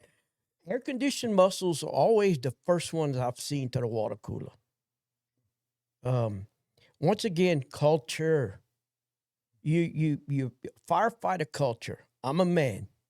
This is my profession. I'm going to be the best at it that I can be. I'm going to be better than everybody else. That's my duty, to strive to be better than everybody else. So I know I have to be physically fit to do that. Mm-hmm. I'm not saying I can run a marathon and beat Mark Spitz at swimming or what have you. That's an old Olympic swimmer for those of us that were born. 7 gold medals. Yeah, he was the old version of Michael Phelps. I just want to clarify Exactly. that Thank for any viewers. You know, so I know I have to be physically fit to do my profession. Yeah. Good, to be good at it. Correct. And if you lead by example, that spills over to you guys, you know, because when I'm pulling a line and crawling into a building and we're going to work, and you know yourself, if you do firefighting like firefighters do, it's the most demanding job in the world. It's brutal. It is brutal. It will beat you down. So if you're not physically fit good enough to do that job, plus you have that culture in you, if you don't have that, you're not going to make it. You're not going to make it in this profession. So keep yourself physically fit and work on your culture. The Navy SEALs, okay? Let's just take the Navy SEALs, for instance. It's not always the best, most badass, built, muscle-bound guy that passes the course. That's the ones ringing the bell. Ding, ding. It's that little shrimp over there that's just got a heart like you can't imagine, determination. He's got that Navy SEAL mentality that he's going to beat everybody that shows up. And he's just determined. He's going to do what got to be done to, now he's physically fit. He might not be the best shape of everybody there, but he's probably got the most heart. Probably got the most heart. He's a man. He's a Navy SEAL, and he's going to prove it to you. Yeah, there's smoke diving courses. I've had several smoke divers on this course, and they are about as close to I'm not comparing smoke divers to Navy SEAls. Navy SEAls are extremely elite, but smoke diving courses are basically the hardest thing that we're going to get in the fire service. And David Rhodes, who ran the Georgia Smoke Diver Academy for a long time, said something along those lines. I'm going to butcher what he said, but it's not the guy with the most muscles. Sometimes it's kind of the scrappy guy who grew up in an orphanage. Yeah, that's true. He's just he's got that fighter's mentality. And it's not as much with the muscle bound stuff. He's been beat down more times than one. Yeah. He's seen some hard times. So you've been beat down, like you said. It's brutal. You've been beaten in that fire, in those fires before. You've been busted to. You just can't go no more. And somehow you just find more. You have to. Yeah. There's no. I'm gonna try. It's not. You know what I'm saying? It's a cult. It's our cult. It's the firefighter culture. I'm not gonna try. I'm gonna do it. Yeah. I wish. Did you know about smoke diving courses earlier, back in your days? You know, I feel like one of my firemen or driver back then actually went to Texas. You're talking about Eric Prejean. Yeah, he did go to. I gave him my blessing. I remember it was. I can't remember where it was. But he did go for a couple of days. It was Texas, and they shut the program down because they had a guy that died of a heart attack. Okay, and they shut the whole program down. Yeah, but anyway, but here's the sad part about that: he literally had to go on his own because they wouldn't allow him the time off to go. So he had to exchange time to go. My opinion, okay. Once again, my opinion. If a guy wants to go somewhere, to a school, a class, a training, that's going to better him for our department, our performance, our serving of the people that pay us, let him go. Let him go. And I think, I should say that we have been good about that somewhat, but, you know, if you can show where this class, this school, this training is going to help improve our service, man, let's go with it, you know. The current situation is that not human resources, risk management has now joined the party. There's a class called One Bad Tour that they will not allow us to go to. We can go, but it's a risk management problem that because it's an extreme course, because it's that physically demanding, it's too much of a liability. And so we have to go on our own time and our own dime. Now, this is not unique to us. This is a problem across the fire service that these, the human resources, not once again, the risk management side comes in and said it's too much of a liability. And thankfully, our current fire chief does not like that. He wants us to be able to go to these courses and put ourselves into some really rough spots. but it's out of his hands because it's a lawyer issue, and that's Yeah, really unfortunate. see, I don't know anything about the legalities of it, but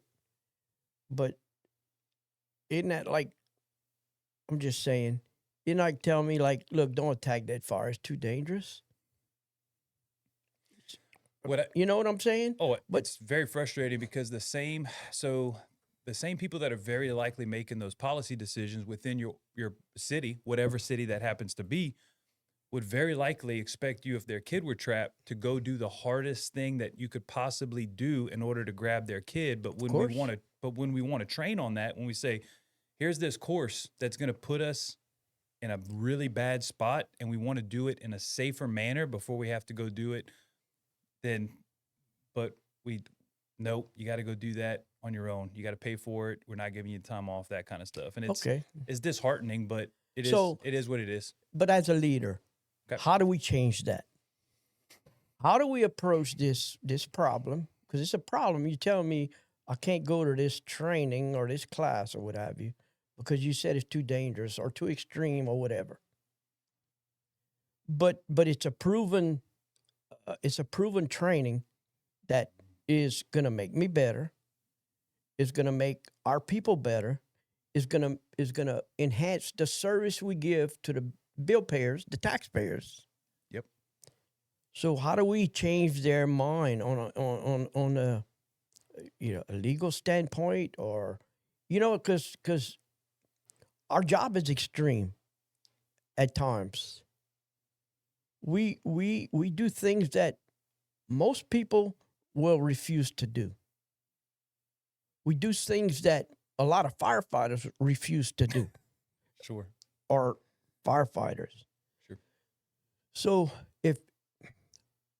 as a leader, how do we approach these people and say, okay, we got to revisit this because it's something we need. It's something that's going to help you as a citizen. It's going to help the people that pay our salary. If this happens, where I need this specific training to save your child's life, but you said I can't go get it because it's too dangerous.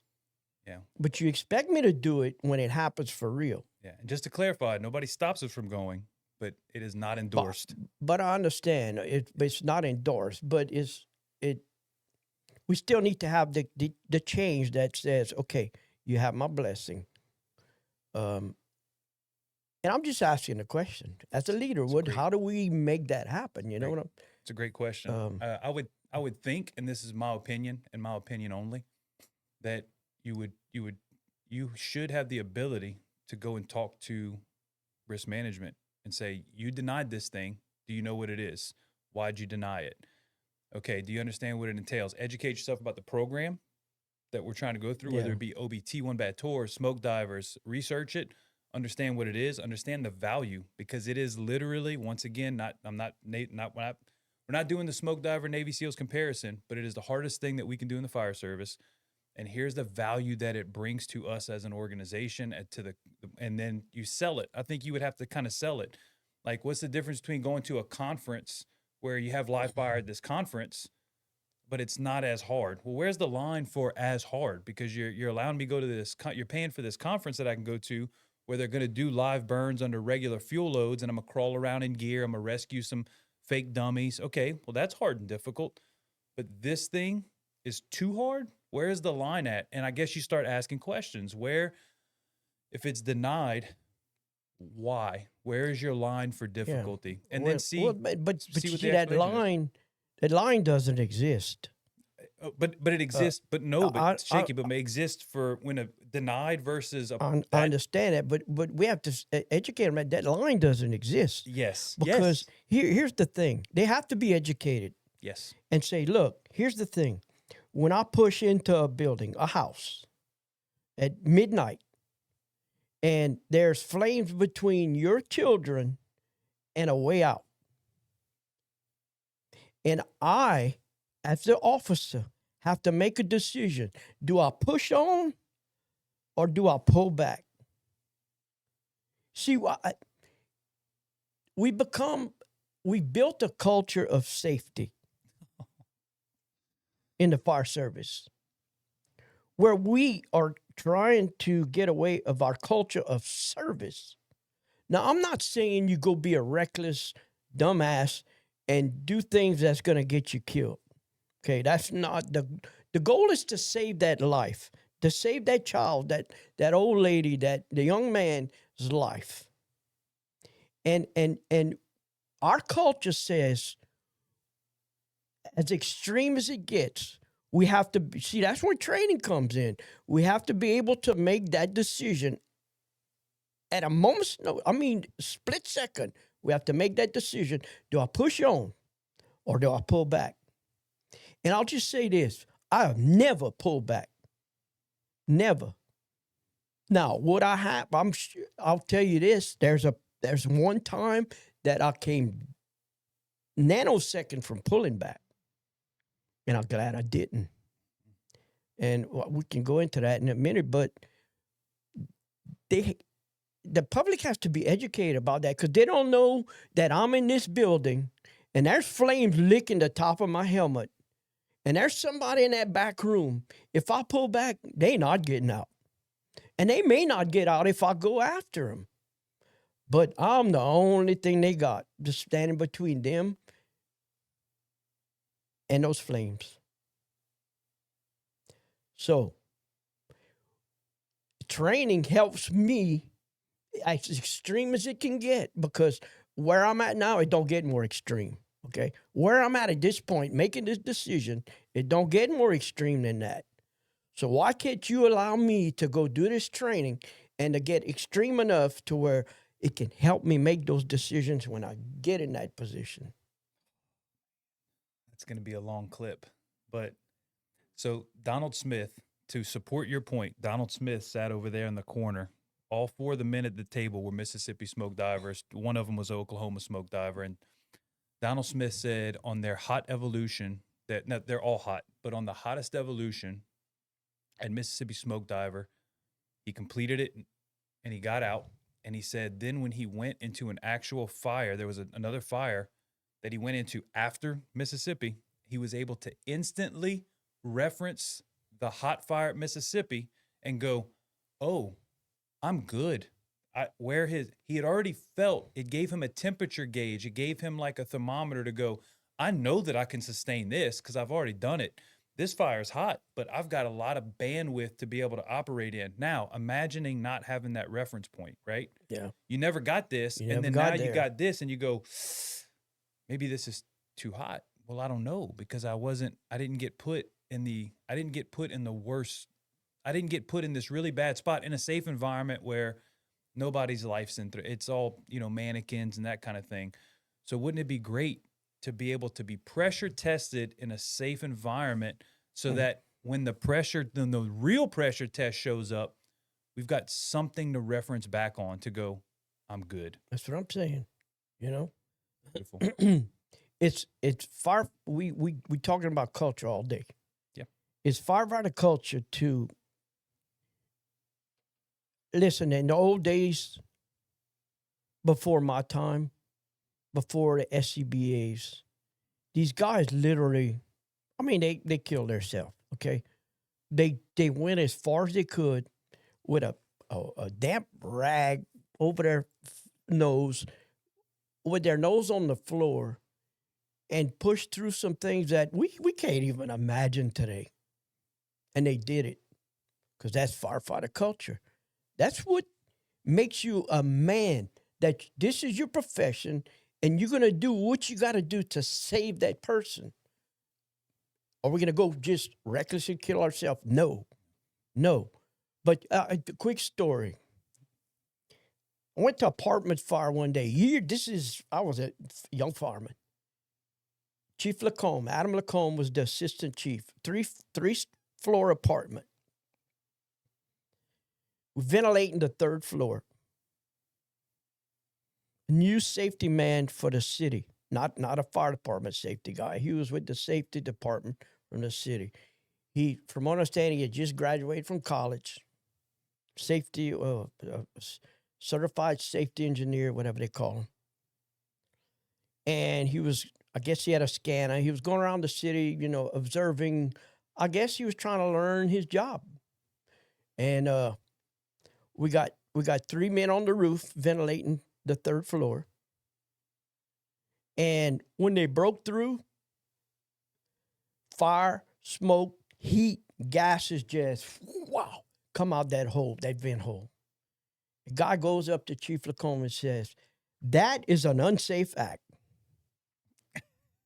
So you got to know Chief Lacombe. Look at him and says, "Huh?" He said, "Chief, that's an unsafe act." He said, "You got to get the men off of that roof now." And he kind of just blows him off. It's just, but he's demanding. I mean, he said, "Who the F are you?" He says, "Well, I'm the safety man for the city, I said, "Okay." He said, "Well, hang on." He said, "I'll deal with you later." But he was insistent. He said, "Young man, come here." He said, "You see that cop over there?" I said, "Yeah." He said, "If you don't get off my scene, I'm going to have him arrest you for impeding the duties of a firefighter."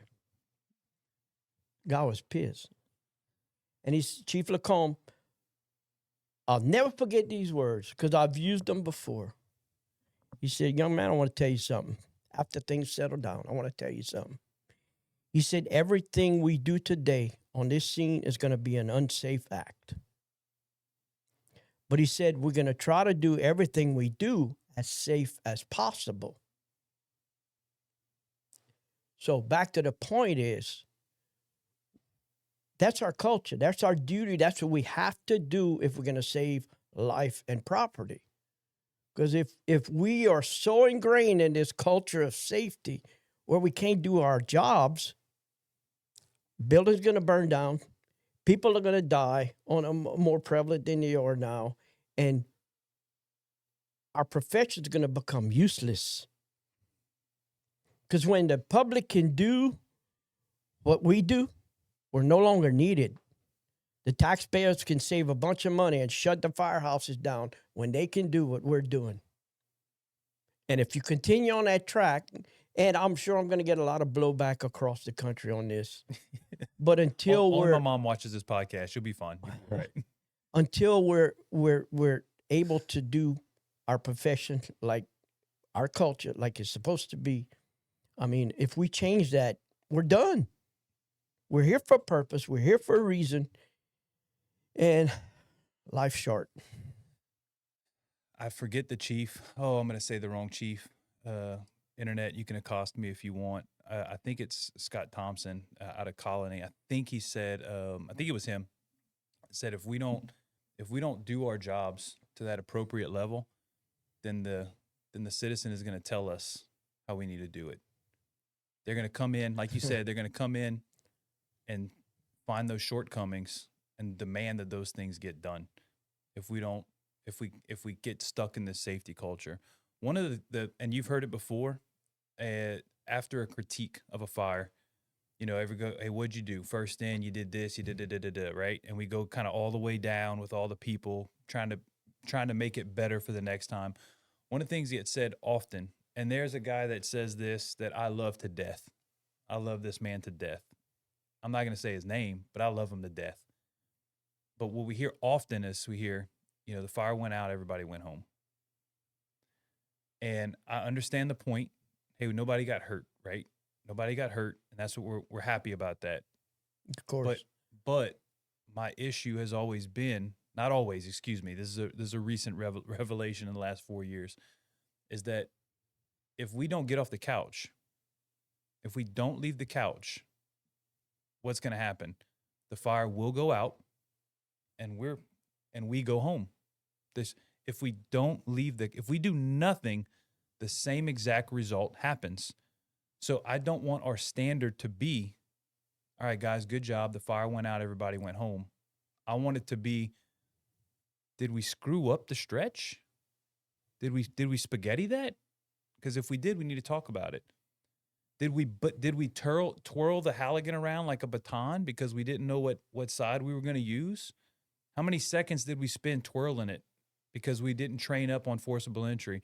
How long did it take us to get masked up and into the building because we were too busy fighting with it because we hadn't done that? Those are the things that I think, did we really do we did everything that we could do. did we really do everything that we could do? Or is that just a lie that we're telling ourselves Yeah. to make ourselves feel better? Exactly. Yeah.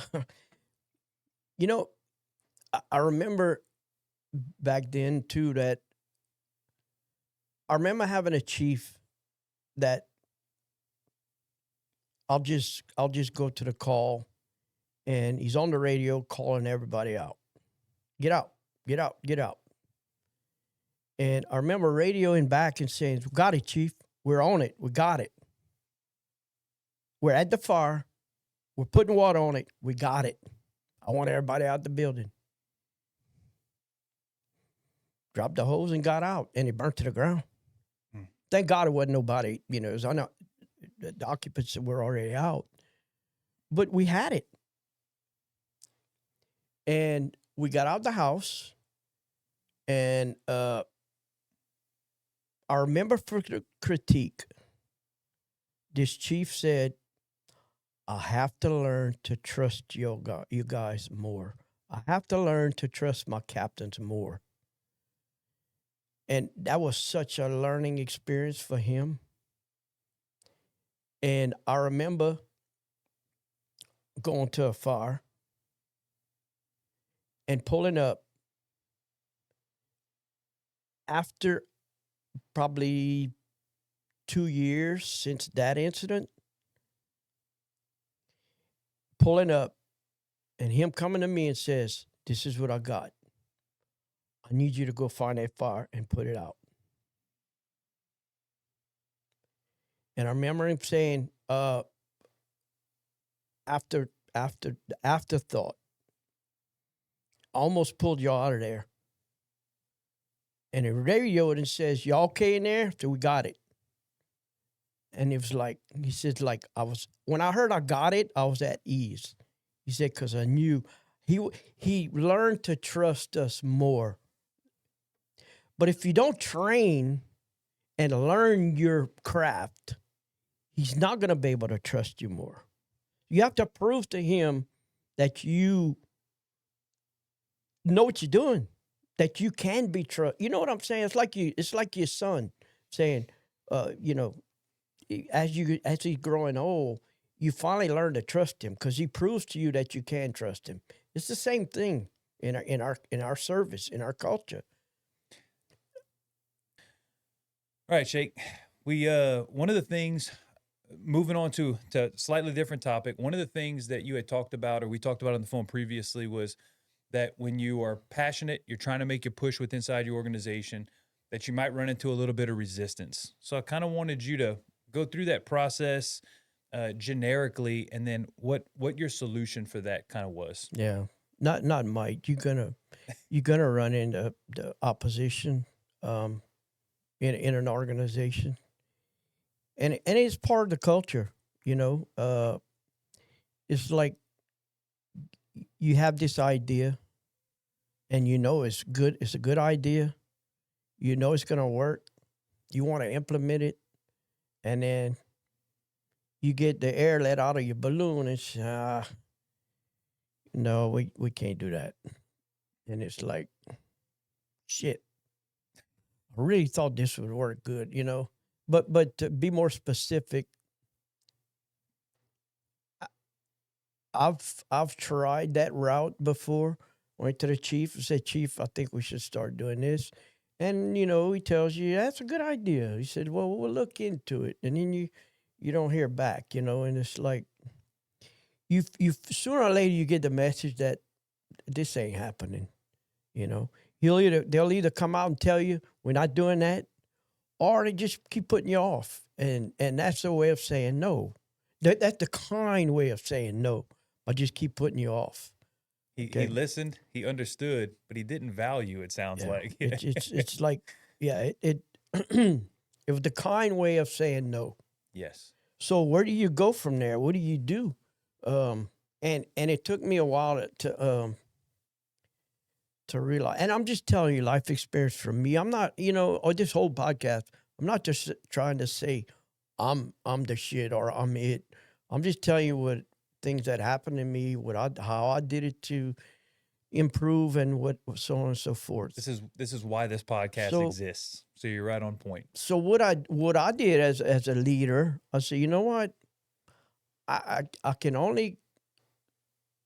got to stay in my world. I can control what's in my little world. So let's go with that.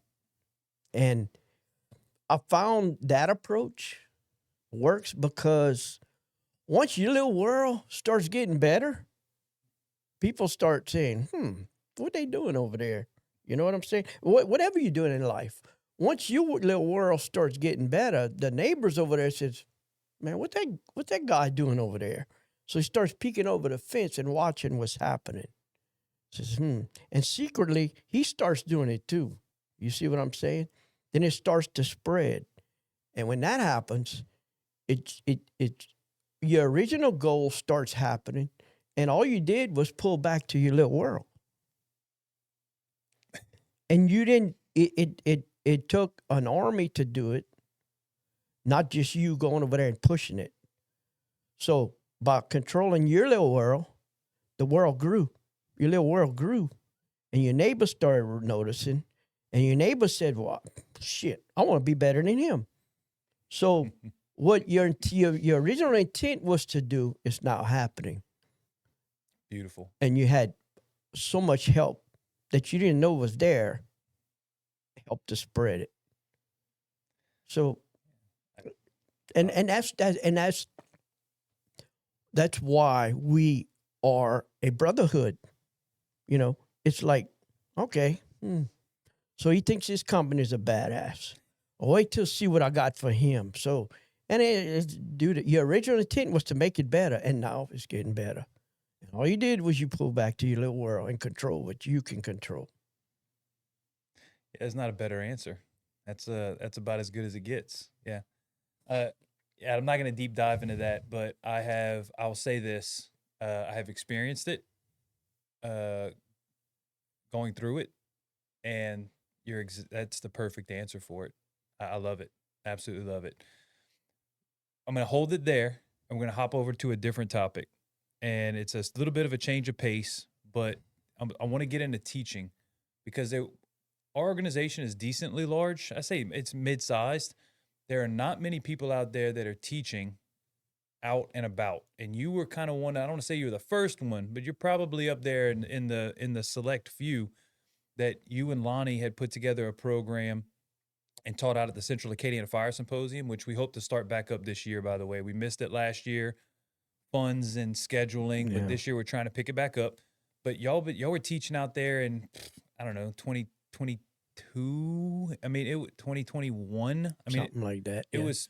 No, yeah, I guess Was somewhere. it in the teens? I actually, honestly, don't remember the last time we went. It's I mean, been I a remember while. how far. I remember going and doing it. I just don't remember when the last time we went. It's been a while. So you developed a program. You and a retired assistant chief teach it, and you did it a couple of times. You've also done some leadership classes within our own organization. I want you to just talk about the organization didn't pay you $5,000 to come in and knock out the thing. You're doing it out of the passion. They paid you nothing. It's the passion to give back. Talk about that. Yeah, it is a passion. I love. My passion is young men teaching. Helping, and I shouldn't say teaching because it's not always teaching. It's helping along young men growing the culture, getting the culture, understand the culture, and building that culture, and becoming young men. And it is, and I gotta say, Lonnie, it's our passion together, and Lonnie and I, we meet at least once a week and drink coffee. And Lonnie got a good story, and that he said one day, and it's like we used to meet, he and I, at the firehouse, and we'd beat the way Lonnie said it, we beat our fists on the table and say, damn it, why can't we, why this is happening? Why this is happening? And finally, Lonnie and I both realized, well, do something about it. Quit beating the table and go out and do something about it. So we did. We took our passion with young men and said, Let's start teaching this culture. Let's start teaching these core values. Let's start teaching these young men how to be men, how to be firefighters. And so that's how it started. And we it kind of took off, and I think it works really well. It's a good story. It's a good mentorship. You've also taught not only us as the fire line, but you've also taught the recruits. You've come in and done Recruits, those yeah. a few times. Yeah, we would every class that came in, we taught this core value class to the incoming recruits. You know, it's kind of the firefighter culture thing and what it means to be a firefighter and so on and so forth. And it worked really well for a while. And we haven't done. I don't know. It kind of went away. The last few classes we haven't done it. And I don't want to speak for Chief Spell, but I want to say it had something to do with he didn't want it. Chief Spell said it. He didn't want it to be. He didn't want them to be forced to listen to it. Basically, it had to be a voluntary style thing. And so I think it's just a little bit of a scheduling / organizational. Like they just got to figure out how to get that set up. But he didn't want anybody to be in there that didn't have to be in there. Yeah, he wanted them to want to be there. But that's a problem. That's true. Yeah, you know, so. It was kind of like forcing somebody to come listen to something that you're just there. It's just a body in a chair. Whereas, and I agree with Lonnie on that. You want a young man sitting there that's like wide-eyed and listening, wants to hear what you have to say. Because we're not there to bullshit you. You know, we're there to teach you a culture. We're there to mentor you at what it really means to be a firefighter. And that's where it starts. You know, from that day forward to when you're going to be, 30 years down the road, what you have become. And beyond that. Correct. I think that. And ahead, it was like, well, you know, it was like a mandatory thing. The powers to be were like, no, they have to all go through it or none or whatever. And, you know, you can't just, why not? If you don't want to come listen, don't make him go listen. Right. I don't know. Hopefully one day you'll come back. I'll say that. Hopefully one day you'll come back. It is a good class. And I did reach out. This I think there's a class in there now. Indeed. I did reach out to if they wanted to re-implement it, and I don't know. That's where it stands now. I've never. They got some months left. Let's see, huh? I've never heard back. And of course I'm not gonna, Yeah. I'm a one-time guy. Yeah, he knows. Hey, I'm thankfully I wasn't a one-time guy with you because I asked you to come on this podcast about 12 times and I kept bothering you over and over. Had I listened to the one-time thing, man, we would not have been we would not have been sitting with Shakey. Well, and I shouldn't say a one-time thing because it was it was an offer to reinstitute something that I thought was pretty good. Yeah. It is good. I want to support you in that. It is good. I think that they do need to hear it from a different source than the TOs. TOs are fine, nothing wrong with them. But hearing it from guys that are retired that love the job so much that they come back and they want to share that. And there's no, what's the benefit to you? What's the benefit? Yeah, there's nothing. None. There's nothing. None. We're trying to pass this along. To try to make it better for the future in an organization that you're no longer a part of, which is great. It's better. It's just it's for the organization. Yeah, that I still care about dearly. There you go. I mean, I've spoken to numerous organizations here and yonder, and I'll tell you, man, the fire service is such a unique service that, like the military, it's I went to New York City one night. It was we walked in a buddy of mine. I walked in the firehouse about 11:30 at night. Everybody's slacked out, sleeping. The guy to this day, they still have a house watch guy. Sleeps downstairs, has a little nook in the washroom where he sleeps. It's his night to be the watchman. He wakes up, turns all the lights up, starts screaming on the intercom for everybody to come downstairs. we got 2 guys here from Louisiana. Y'all come on down. And so everybody gets up and comes downstairs. We around the kitchen table. And when I tell you, I thought I was back in Lafayette, Louisiana. It's like they're talking about the same problems. They're talking about the same joys. They're talking about the same brotherhood. They're talking about everything that, like, I could have swore I was in Lafayette. So it's unique to where we're all the same, man. It's like it's truly a brotherhood. And how does that get from New York to Lafayette to Los Angeles to Chicago to everywhere? Yeah, there's no memo, right? Right. There's no memo being passed around. It's an amazing thing. I want you to. This is not on the list of stuff, but I want you to, because you're here, I want you to talk quickly about, or not so quickly, about Honor Guard. You know, that's kind of one of the things that moved you around the nation a little bit, right? Yeah, that was. And I know that was important to you. I was one of the founding members of the Honor Guard. Oh, we're definitely going to talk about 1993, Chief Benoit, when he was appointed fire chief, started the Honor Guard. William Ritchie was the first commander. And then when William retired, I was asked to step up. I was the assistant commander, and I was asked to step up as the commander. And it was my baby for, I don't know, several years, many years. And it was the best damn organization on the Lafayette Fire Department, bar none. And I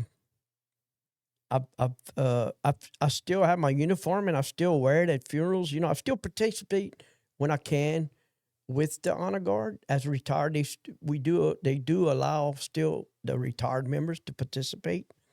Those retired Honor Guard members, which is a awesome thing. So I still do it at times, like for Benny Bourgeois' funeral here just recently. And but we were known nationwide at our Honor Guard. I mean, Chief Benoit offers, he enables to go any and everywhere we need to go, training, memorials. I mean, we've been to the National Fire Academy, the National Firefighter Memorial every year, and the IFF National Fallen Firefighter Memorial, Colorado Springs. Been there numerous times, and he enabled us to do all of this. There's a school in Wisconsin that we were able to send so many members each year. It's honor. It's basically what it is. It's Honor Guard training with the military moves and, salutes and marches and maneuvers, so on and so forth. Yeah. And that was my baby for a long time. I knew from the times, I was never in it, but I knew from the times that y'all were involved with stuff that I could tell that you loved it and you took it very seriously. And like you said, that was your baby. Yeah. And it wasn't, once again, it wasn't like we're getting paid extra to do all this thing. It was just a labor of love. There was no, our pay was him enabling us to go to these functions. Sure. And and look, he paid all our expenses. Most of the time he'd rent a 16-passenger van, and we were gone for a week most times. And you stayed involved with that almost to your retirement, or all the way through retirement? Did you? All the way through. I was up in Honor Guard till the day I retired. And, excellent. And like I said, as a retired member, I'm still part of the organization. Very cool. As a retired member. I don't do near as much as I should do, I guess, but no, I'm still around. Hey, the uniform still fits too. Yeah, talk about fitness. I wanted to touch on that real quick. Just a quick caveat of like, if y'all thought Shakey wasn't about it, man, if you drive up down West Congress, you'd oftentimes see you out there running. As a matter of fact, I think I lost a cup or something one day, and somebody had brought it to you because they knew you were a fireman. I think I maybe lost it in that area. I don't remember exactly what it was, but I know personally I've seen you run multiple times up and down the street. So, fitness is important. I used to enjoy that at my daily run every day, when I was off. And it was to decompress or whatever moments of time. And it's just fun. I mean, you got to make stuff fun in your life, You can't make, oh, man, I got to go to run or I got to go. You got to make stuff you do fun. Yeah. You know, it's like hard work. I love hard work. A lot of people, I'm not gonna say most people like my wife gets mad, but a lot of people can't understand why somebody likes to work hard. And hard work is a joy for me. But you know why? Because I watched my dad do hard work and enjoy it. It's like, wait a minute, there's a connection there. But think about it. When you work, just take a fire, okay? You go to a pretty good one, a pretty good job, and you've got to push in, and it beats you down, and it beats you up, and you wore out, you're dirty, you're filthy, you're nasty, you're sweaty, and you get back to the station, you take a shower, and everybody just worked their ass off. And everybody got cleaned up, and you sit down at the kitchen table, and you're going to know what I'm talking about. That's the most joyful time in the firehouse. Everybody's in such a good mood, and we laughing and joking, and we talking about what we just did. And you know what it is? Because you did something noble. We You worked did together. something noble, and you did something with a purpose, and you did something that matters. Yeah. And you're so happy about it. Dude, there ain't no better time in a firehouse than right after a fire. It gets said all the time. You know what fixes culture problems? Fires. Fires. And it's Fires a will fix it. manly thing. It's like, yeah, look what we did, guys. You know what makes You the know? fires a little bit better? When the fire comes in around about 2 a.m. and you can finish up around 5 a.m. And then in our department, you stop by Meshes and grab the donuts. Yep. I'm fixing to say, with a dozen of donuts. Yeah, you're right, man. It's like Some hot donuts with some coffee. no offense to the cost, but we like donuts too. Yeah, we do. Okay. We do. Not as much as y'all, but anyway. Got So- a good friend of mine that he was a retired Lafayette police officer, and we joke about that stuff. So Yeah. Hot, fresh donuts with a cup of coffee after a job, and you're fixing to get relieved, you know, and it's 5:30 in the morning, yeah. kind of talking shop. That is, yeah, But that fixes a lot in the firehouse. You know, it just something you said something. It just kind of put a memory in my mind. I'd like to go there because we talked about earlier about talking to your people. It's your I want to tell you, podcast. this story popped in my head. I need to tell this story. This is your spot. How important it is to know and talk to your people. Okay. We had a bad week. Okay, and just right at the top of my head, we had a SIDS death. Oof. We had a automobile accident with a decapitation. In the same week? Yeah. Same hitch? Well, I'm not finished. Okay. Oh, no. We had a fire where we lost a couple, a man and his wife.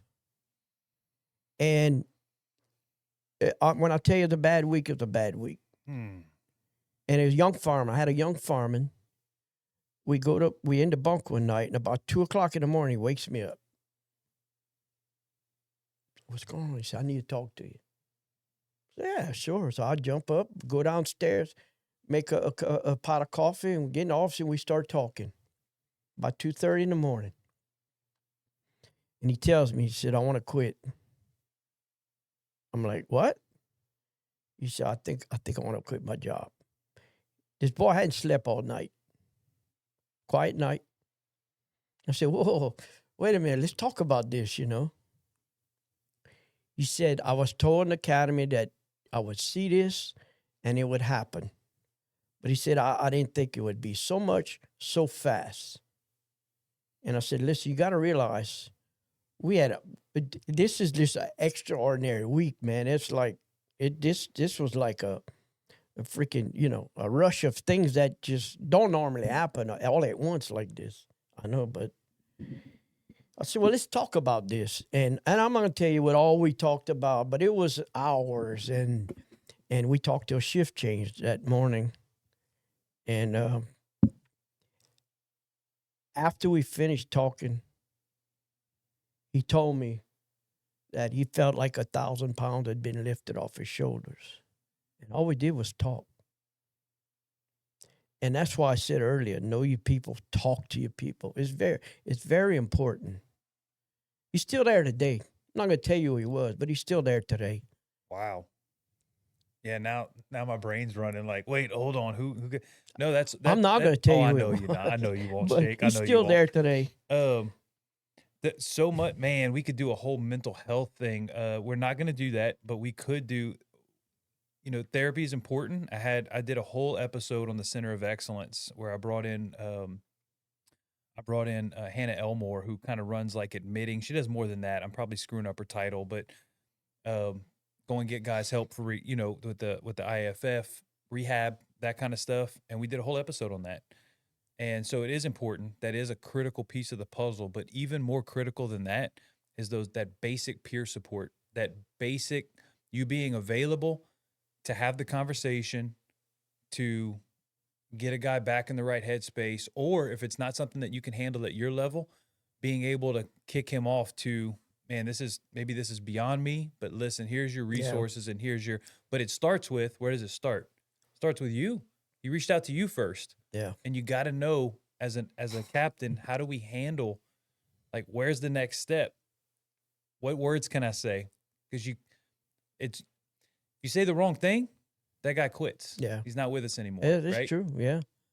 you I say the never wrong thought thing. about it that way, but that's true. You were the first step in the chain. Now, thankfully, it seemed to have resolved itself. I don't know if he did outside counseling, but thankfully, it seemed to have resolved itself there. But your words were critical to the end result. Yeah. It could have got worse from there. So, yeah, we're not, like I said, we don't want to go down the whole mental health thing, because that's a whole separate podcast. It's probably multiple podcasts, actually. Yeah. Speaking of the mental health, we see bad stuff. It's ugly. We don't like it. But you were involved with me, and you had a conversation over at Station 3 one day about Short Street and kind of its impact on you. And so I'm going to give you an opportunity to just kind of touch on it and see what that meant to you. Yeah. That was a big impact on that fire. There was one of two most impactful fires in my career, as far as for myself. And Short Street was, as you know, we lost 8 people that morning. And it's weird how you remember things on memorable days, and I can tell you, I remember it's 17 degrees that morning. I don't know why I remember that, but I remember it was 17 degrees. It was cold, and I remember it was like 4:13 in the morning, and I remember the alarm going off, and I remember getting there. I remember the first engine was already forced. The door was moving in. We go in to help, rescue. And we find 3 at the front door. We turn out to be the father and two young boys. We going to do a search. We move on to the right-hand search. We move on to the kitchen, and we found what turned out to be, and all these first 4 were burnt beyond recognition. And then we get to the kitchen, we find who turned out to be the grandmother. And then moving on, getting into the hallway, first door to the right was a bathroom. Turned out to be a bathroom. And that one kind of tore me up, because it was a little 13-year-old girl. She had gotten a bathtub and filled it with, she was in the process of filling it with water, I guess, to try to escape the heat and the fire. And she was deceased. And then so we moved on, still pushing, trying to save somebody. And we get to the first bedroom, and there's a mother and an infant on the bed, both deceased, and they're not as burnt as bad. So that's 7. And we push on to the next bedroom and search, and we find nothing. And it's supposed to be, there's 7 victims, supposed to be 8, and we keep searching. And we finally found the last victim. It was a little boy. He was 12 years old, if I remember right. He had no visible trauma. He wasn't burnt. He had no physical trauma on his body. He wasn't beat, wasn't burnt.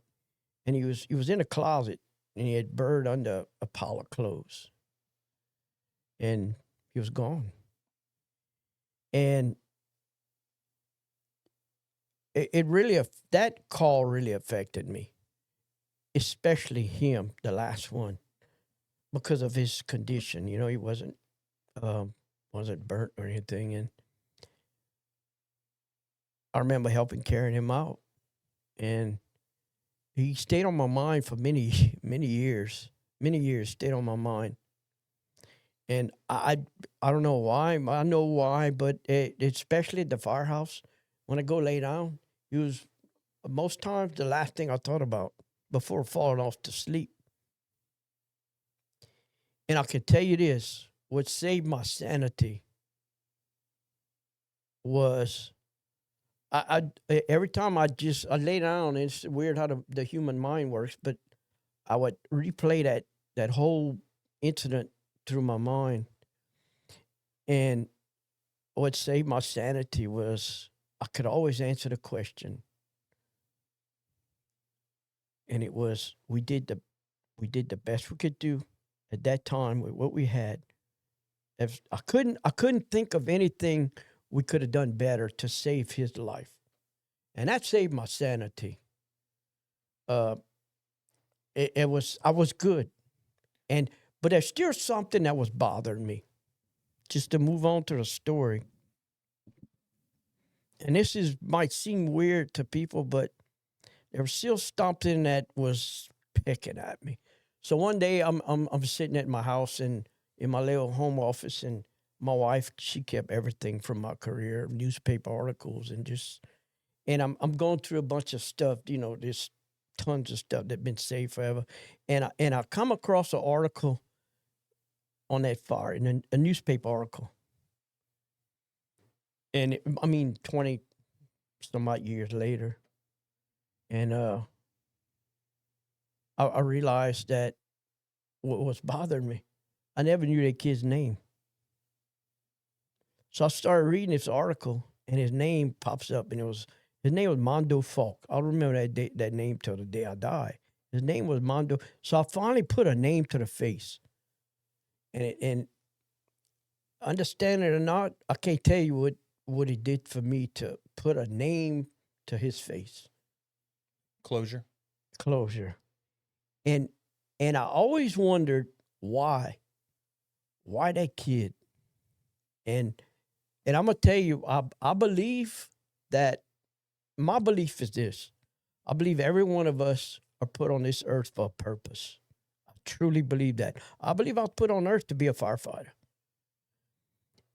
And my question was, why this kid? And the day I found that article, the day I read this article, and it came to him, it hit me. And I was finally able to put a name to the face and a reason why it was him. And I think his purpose was served. Because I know, for me, he made me a better person. He made me a better man, a better father, a better husband, and a better firefighter. So I believe that. I want to believe that, and I'm going to believe that forever, that was his purpose. One of the things that you had told me was that it made you not that you had ever lost the love for the job. You didn't. Not that ever, not that you ever didn't take it seriously, but it was impactful in the sense that you took the job more seriously after that point to make sure, you said, you explicitly told me, to make sure that if that situation ever came up again, that you could confidently say the same thing that you said the first time. Yeah. To say that I did everything. I know I can sleep good because I know that I trained appropriately. I took care of my fitness. And so I don't want to say it kicked you into another gear, but it reaffirmed possibly the path that you were already on. No, most definitely. Yeah. That's why I say it. It made me a better person, made me a better father, it made me a better husband, it made me a better firefighter, because I realized that it just made me better. And once again, I'm not all that. I'm just saying it made me better. It made me realize, or affirm to me, that everything we do counts. everything from the moment we wake up in the morning to the moment we close our eyes every day, it makes a difference what we do and how we do it. I mean, you got to do it. So why not do it why just float through the day and just do it all half-assed? Do it the best you can do at everything you do. And that's the example I always try to set, especially for my boys, my kids. And but that was one of the two most impactful fires in my life. And So we'll go on a slightly better moment. One of the things that I didn't add it to the list, but we talked about it earlier, is that you had a son on the job with you. yeah, So speaking of being a better father, like I know that when I talked to Josh, he had his dad, and we had Josh, and we had Alex all at the same station at the same time, and we kind of went over that. But you had a son work with you. Yeah, I I want to just did. kind of touch on that. yeah, it was, yeah, it's one of the better times I mean, it was great. It was a very good time in my career when I had him, with us. And Same Um, station, same crew, right? They let you the drive. He the drove? last year he was there, he became my driver. Yeah. Yeah. And yeah, it was awesome. He was going to school at the time, Mhm. and I knew he would be leaving. Yeah. That's kind of why I, said, "Hey man, why don't we just team up the last year, whatever." And I remember Chief Benoit allowed it for me to take him to school and take tests or whatever, an hour or so to go take a test, and we'd be out of service for an hour away while he's taking his test, and he'd come out and we'd go on about our business. And I learned, it's weird to say, but I learned a lot from my son, and in those times. And he's just to this day he's such an awesome man. Mm. I mean, Yeah, he was. the way he raised his kids and the way he goes about his day and the way he does his duties. He's full-time professor now at the university in Austin. Teaches physical therapy, and I knew he would be leaving because I'll never forget. He loved this job. Mm. He left this job one time before, and because he's a big golfer, and he Very became good golfer. very good golfer. And he became assistant golf pro at Oakbourne Country Club. Right. And he was happy and he loved it and he enjoyed it until one day they had a fire at Oakbourne and the fire truck showed up and did the job. And I'll never forget him coming to me and said, "Dad, I want to come back." He said, "I missed that."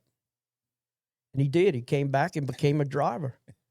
And started going to school and finished school. And when he was getting ready to graduate, he comes for the talk again. Yeah. And I'll never forget. He tells me, he said, "Dad," I don't know what to do. And I said, "Well, what you mean you know what to do?" He says, I'm gonna have to leave again, I think." He said, "I don't know if I should leave or not." Mm-hmm. I said, "What, son, what did you go to school for?" He said, "Well, for the physical therapy." I said, "Well, then you got to go, And I think it just kind of helped push him over the edge, and he left, and it's been, flying in the sky. He's awesome. Yeah. And all my kids are. I got one son. He was a police officer, and he's a project manager now for T. Baker Smith, a surveying company, Mm-hmm. doing awesome. And my daughter, she works. I'm so proud of my daughter. She works for Terminix. Mhm. Works like a man. Does a great job, and she's raising her kids, and they all have. I got 10 grandkids, by the way. Yeah. So, but yeah, my son. It was one of the most joyful times in my career to be able to, especially spend that last year with him. Yeah. And he was such a.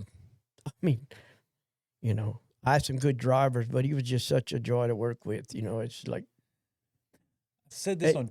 I said this on Josh's podcast where, for me, I always like seeing like the MLB players when they like the Griffeys, the son got to play with the dad and all the Ripkins and all that. I was like, man, to play at like to not only just take say following your dad's footsteps, but to be there at the same time.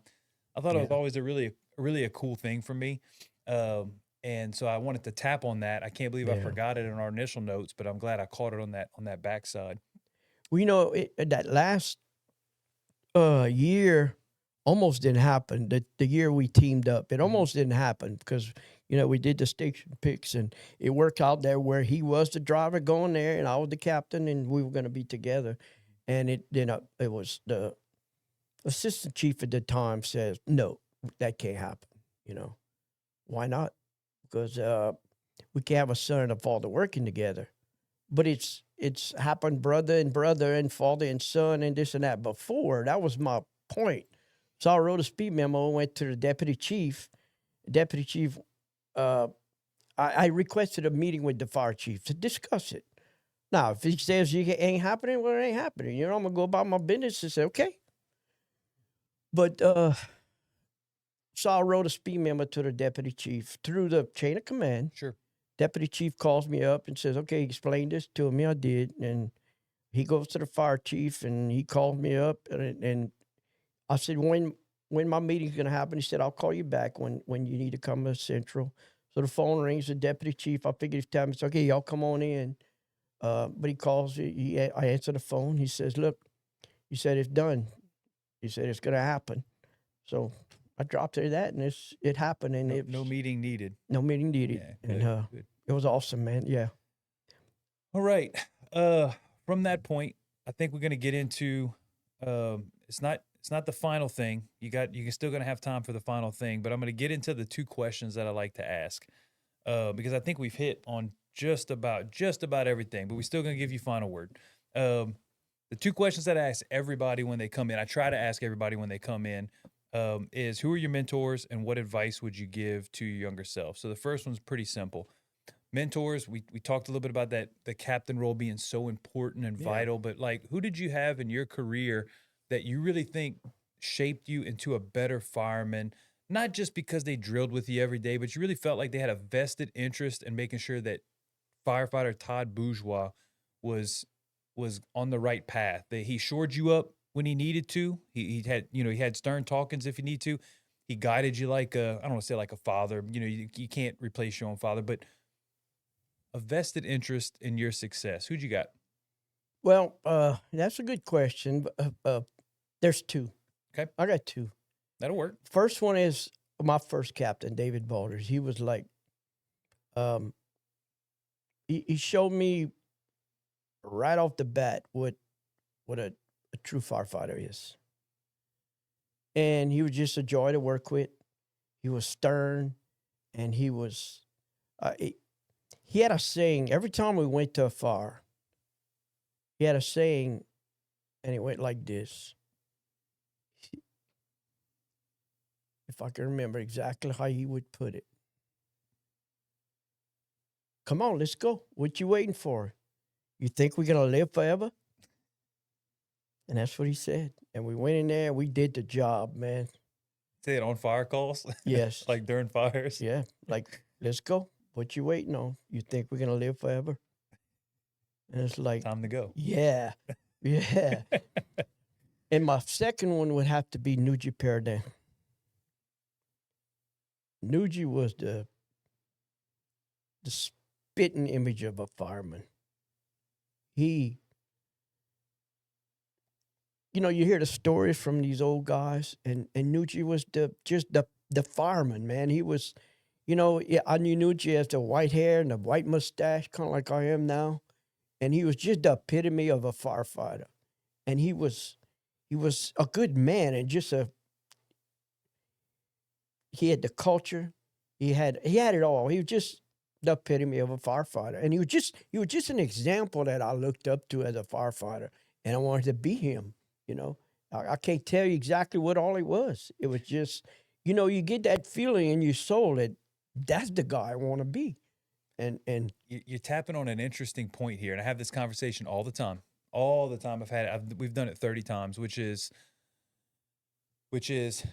a mentor. Does he even know that he's a mentor to you? And in some cases they might. There's guys that I believe are mentors that I'll let them know, hey, you are a mentor to me. I say it all the time on this podcast. Excuse me, Sam Sparacello. I let him know you're one of my guys. But it seems like with Paradin that he might not even have known he was a heavy influence. Yeah. And maybe he wasn't calling you on the phone all the time, but he just held himself in. You held him in such high regard that he was somebody that you were kind of attracted to. You wanted to be like. But it was so many people. Oh, I know. It was so many people. It's just like every man, every firefighter looked up to Nuji. He was like the guy, man, and it wasn't just as a firefighter. It was his manhood.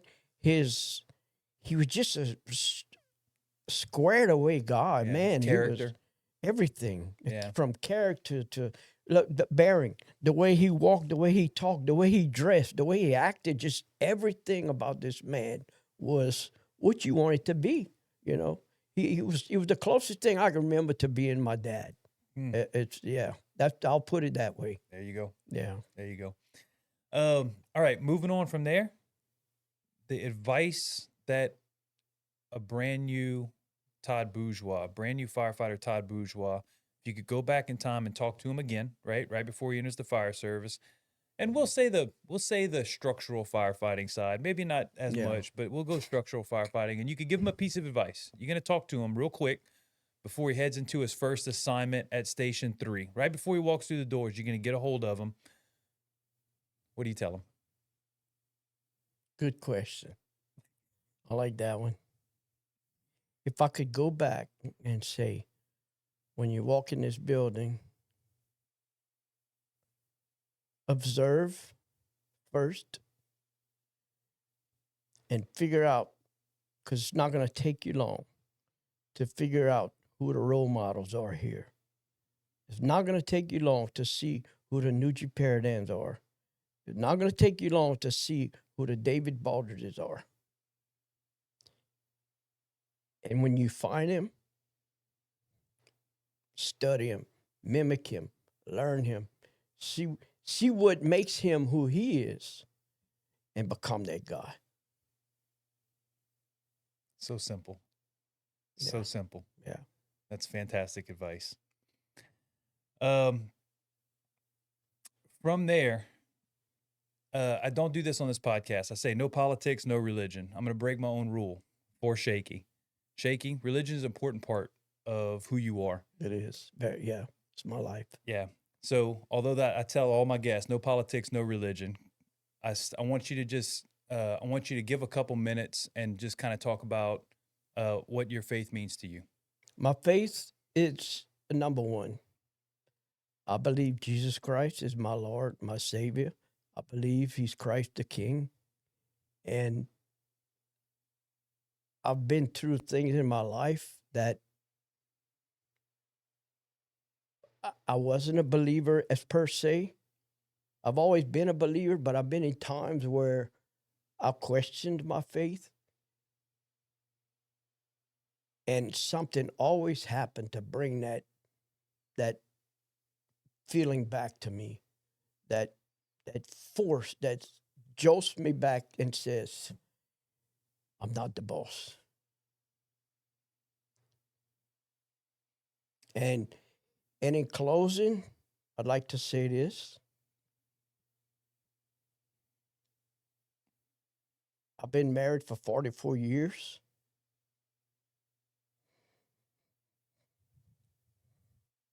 I'm going to get emotional now. Take your time, boss. But my wife is everything for me, other than my faith. Whew. Without her, I wouldn't be where I'm at today. She was a part of me becoming the man I am. And I thank her dearly. And we'll leave it at that. Shakey, thank you for coming on and telling your history with us. And you're welcome on this podcast. Talk about anything else you want to talk about at any time. Thank you. Thank you for Appreciate it. It was a joy to come and vomit all this stuff and just put it out there. I enjoyed it. Thank you very much. All right. That's where we'll leave it. Appreciate you guys watching, and we hope to do many more of these. Thanks, Shake. Thank you.